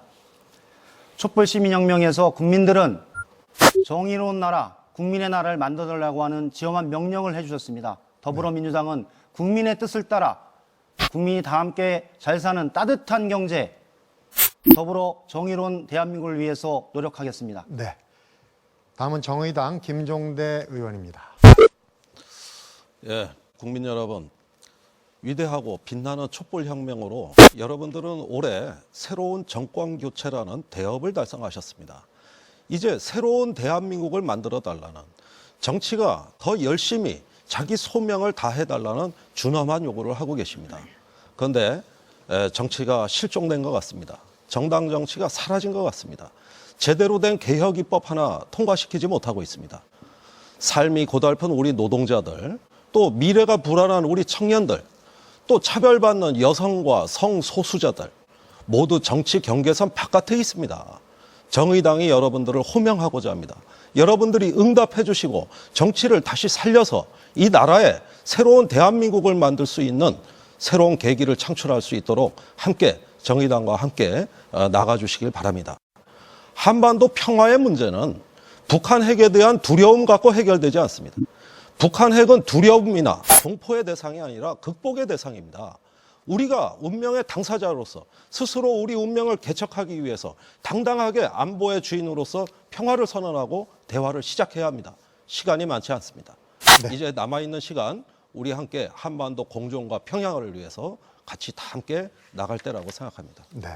이번에는 자유한국당 정태욱 의원입니다. 예, 제가 지난 국정감사 때에 문재인 대통령의 말씀과 민주당의 최고위원회의나 정책조정회의 때 공개된 발언을 전부 다 받아가지고 데이터베이스를 만들어 보니까 실제로 촛불, 적폐, 청산, 수사, 분배, 이명박, 박근혜 이런 용어가 굉장히 많습니다. 상대적으로 적은 용어가 희망, 발전, 성장, 화합 이런 단어가 상대적으로 많이 적었습니다. 지금 만약에 이 정부가 이대로 계속된다면은, 그리고 적폐청산에만 너무 저래 올인한다면은 이 정부가 끝날 때쯤에는 이 정부는 대한민국의 미래를 위해서 한 일은 별로 없고 정쟁만 가득하다가 5년을 다 보냈다, 그런 평가를 역사에 기록할 가능성도 있습니다. 지금 국민은 많이 어렵습니다. 경제도 어렵고 일자리도 없는데 오로지 이 재정 원리를 나눠주는 그런 데만 하지 말고 국민이 먹고 사는 데에 좀 관심 기울여 주시고, 새 정부가 나름대로 국민의 지도 받았고 많은 기대를 가지고 있습니다. 네. 너무 과거에 집착하지 마시고 새로운 희망과 발전을 기약할 수 있는 그런 정부가 되기를 비록 야당이지만 진심으로 저희들은 기대합니다. 네, 알겠습니다. 이번에는 민중당 김종훈 의원입니다. 예, 제재와 대화, 전쟁과 평화는 공존하기 어렵습니다. 제재와 대북 압박이 아니라 평화와 대화로 나서기를 희망합니다. 오늘 짧은 시간이었지만은 민중당의 이야기를 들려드렸습니다. 오늘 처음 인사드리기도 했습니다. 민중당은 노동자, 농민, 빈민들을 비롯한 직접 정치 시대를 열어가고자 만든 정당이기도 합니다. 더 낮은 곳에서, 더 어려운 곳에 있는 분들과 함께 하고자 합니다. 벌써 5만 당원들이 함께 해 주셨습니다. 1,700만 촛불을 든 사람들과 국민들과 함께 나갈 것입니다. 대부분이 마트 노동자를 비롯해서 거리에서 일하는 청소 노동자들까지 어렵게 일하시고 계신 모든 분들이 마음을 모아서 함께 해주고 계십니다. 열심히 땀 흘리고 일하는 분들과 함께 해 나갈 것입니다. 민주당은 자주와 평화를 사랑하는 정당입니다. 민주당은 비정규 청년들의 삶을 대변하는 그런 정당이 되겠습니다. 네. 대리 정치가 아니라, 위임 정치가 아니라 노동자 민중의 직접 정치 시대를 함께 열어 나가겠습니다. 네. 고맙습니다. 다음에는 바른정당 하태경 의원입니다. 저는 마지막으로 우리 제1당과 제2당의 쓴소리 한 말씀 드리겠습니다. 지금 민주당은 여당이 아니라 제가 볼 때 허당입니다. 왜냐하면은 안에서 쓴소리가 전혀 안 나요. 안희정 지사가 적폐로 공격받고 있는데 민주당에서 안희정 지사를 방어하는 목소리가 하나도 없습니다. 오히려 같이 공격합니다. 또 민주당 안에서 판사들 구속 안 시킨다고 판사들이 거기에 대해서 적폐 판사를 공격하는 목소리가 나오는데 지도부에서 아무 말도 안 하고 방치하고 있어요. 사법부 독립을 흔들고 있습니다. 또 심지어 민주당 모 의원은 북핵을 정당화하는 발언을 하고 있는데 민주당 지도부가 아무 말도 안 해요. 저러니까 민주당이 안보 불안을 조장하는 정당이라는 소리가 안 나올 수가 없는 거예요. 또 아까 제가 이야기한 문재인 대통령이 중국 가서 주권 포기 선언할지도 모른다는 이런 우려가 있는데 민주당 내에서 아무런 쓴소리가 안 나와요. 그리고 한국당 적폐청산 정치보복을 하는데 그게 설득력이 있으려면 검찰 수사에 협조를 해야 됩니다. 그런데 지금 자당 한국당 의원이 검찰 수사 부르면요 안 나가요. 근데 나가라고 하는 목소리가 아무데도 없어요. 그리고 지도부한테 쓴소리 초선 재선 아무도 안 해요. 그런 식으로 하니까 네. 적폐청산 계속 하라고 하는 겁니다. 국민들이 한국당한테. 한국당 그 부분도 좀 유념해 주시기 바랍니다. 네, 알겠습니다. 이렇게 해서 7분 토론자들의 맺은말까지 다 들어봤습니다. 오늘 토론한 주제들은 한반도 평화 정착과 국가기강 확립에 직결되는 부분들입니다. 아무래도 국민의 권익을 대변하는 국회와 정치권의 이 초당적인 협력이 중요할 수밖에 없는데요. 바람직한 정책 방향을 제시할 수 있는 정치권의 리더십 그리고 협상력을 기대하면서 오늘 토론이 조그마한 보탬이라도 됐으면 하는 그런 바람입니다. 오늘 2시간 동안 열띤 토론 벌여주신 7분 토론자분들 굉장히 수고 많으셨습니다. 중앙선거방송토론위원회가 주관하는 정당 정책 토론회 내일 이 시간에는 경제와 사회복지 분야 토론이 이어집니다. 계속해서 많은 시청과 관심 바랍니다. 오늘 토론회는 여기서 마치도록 하겠습니다. 고맙습니다.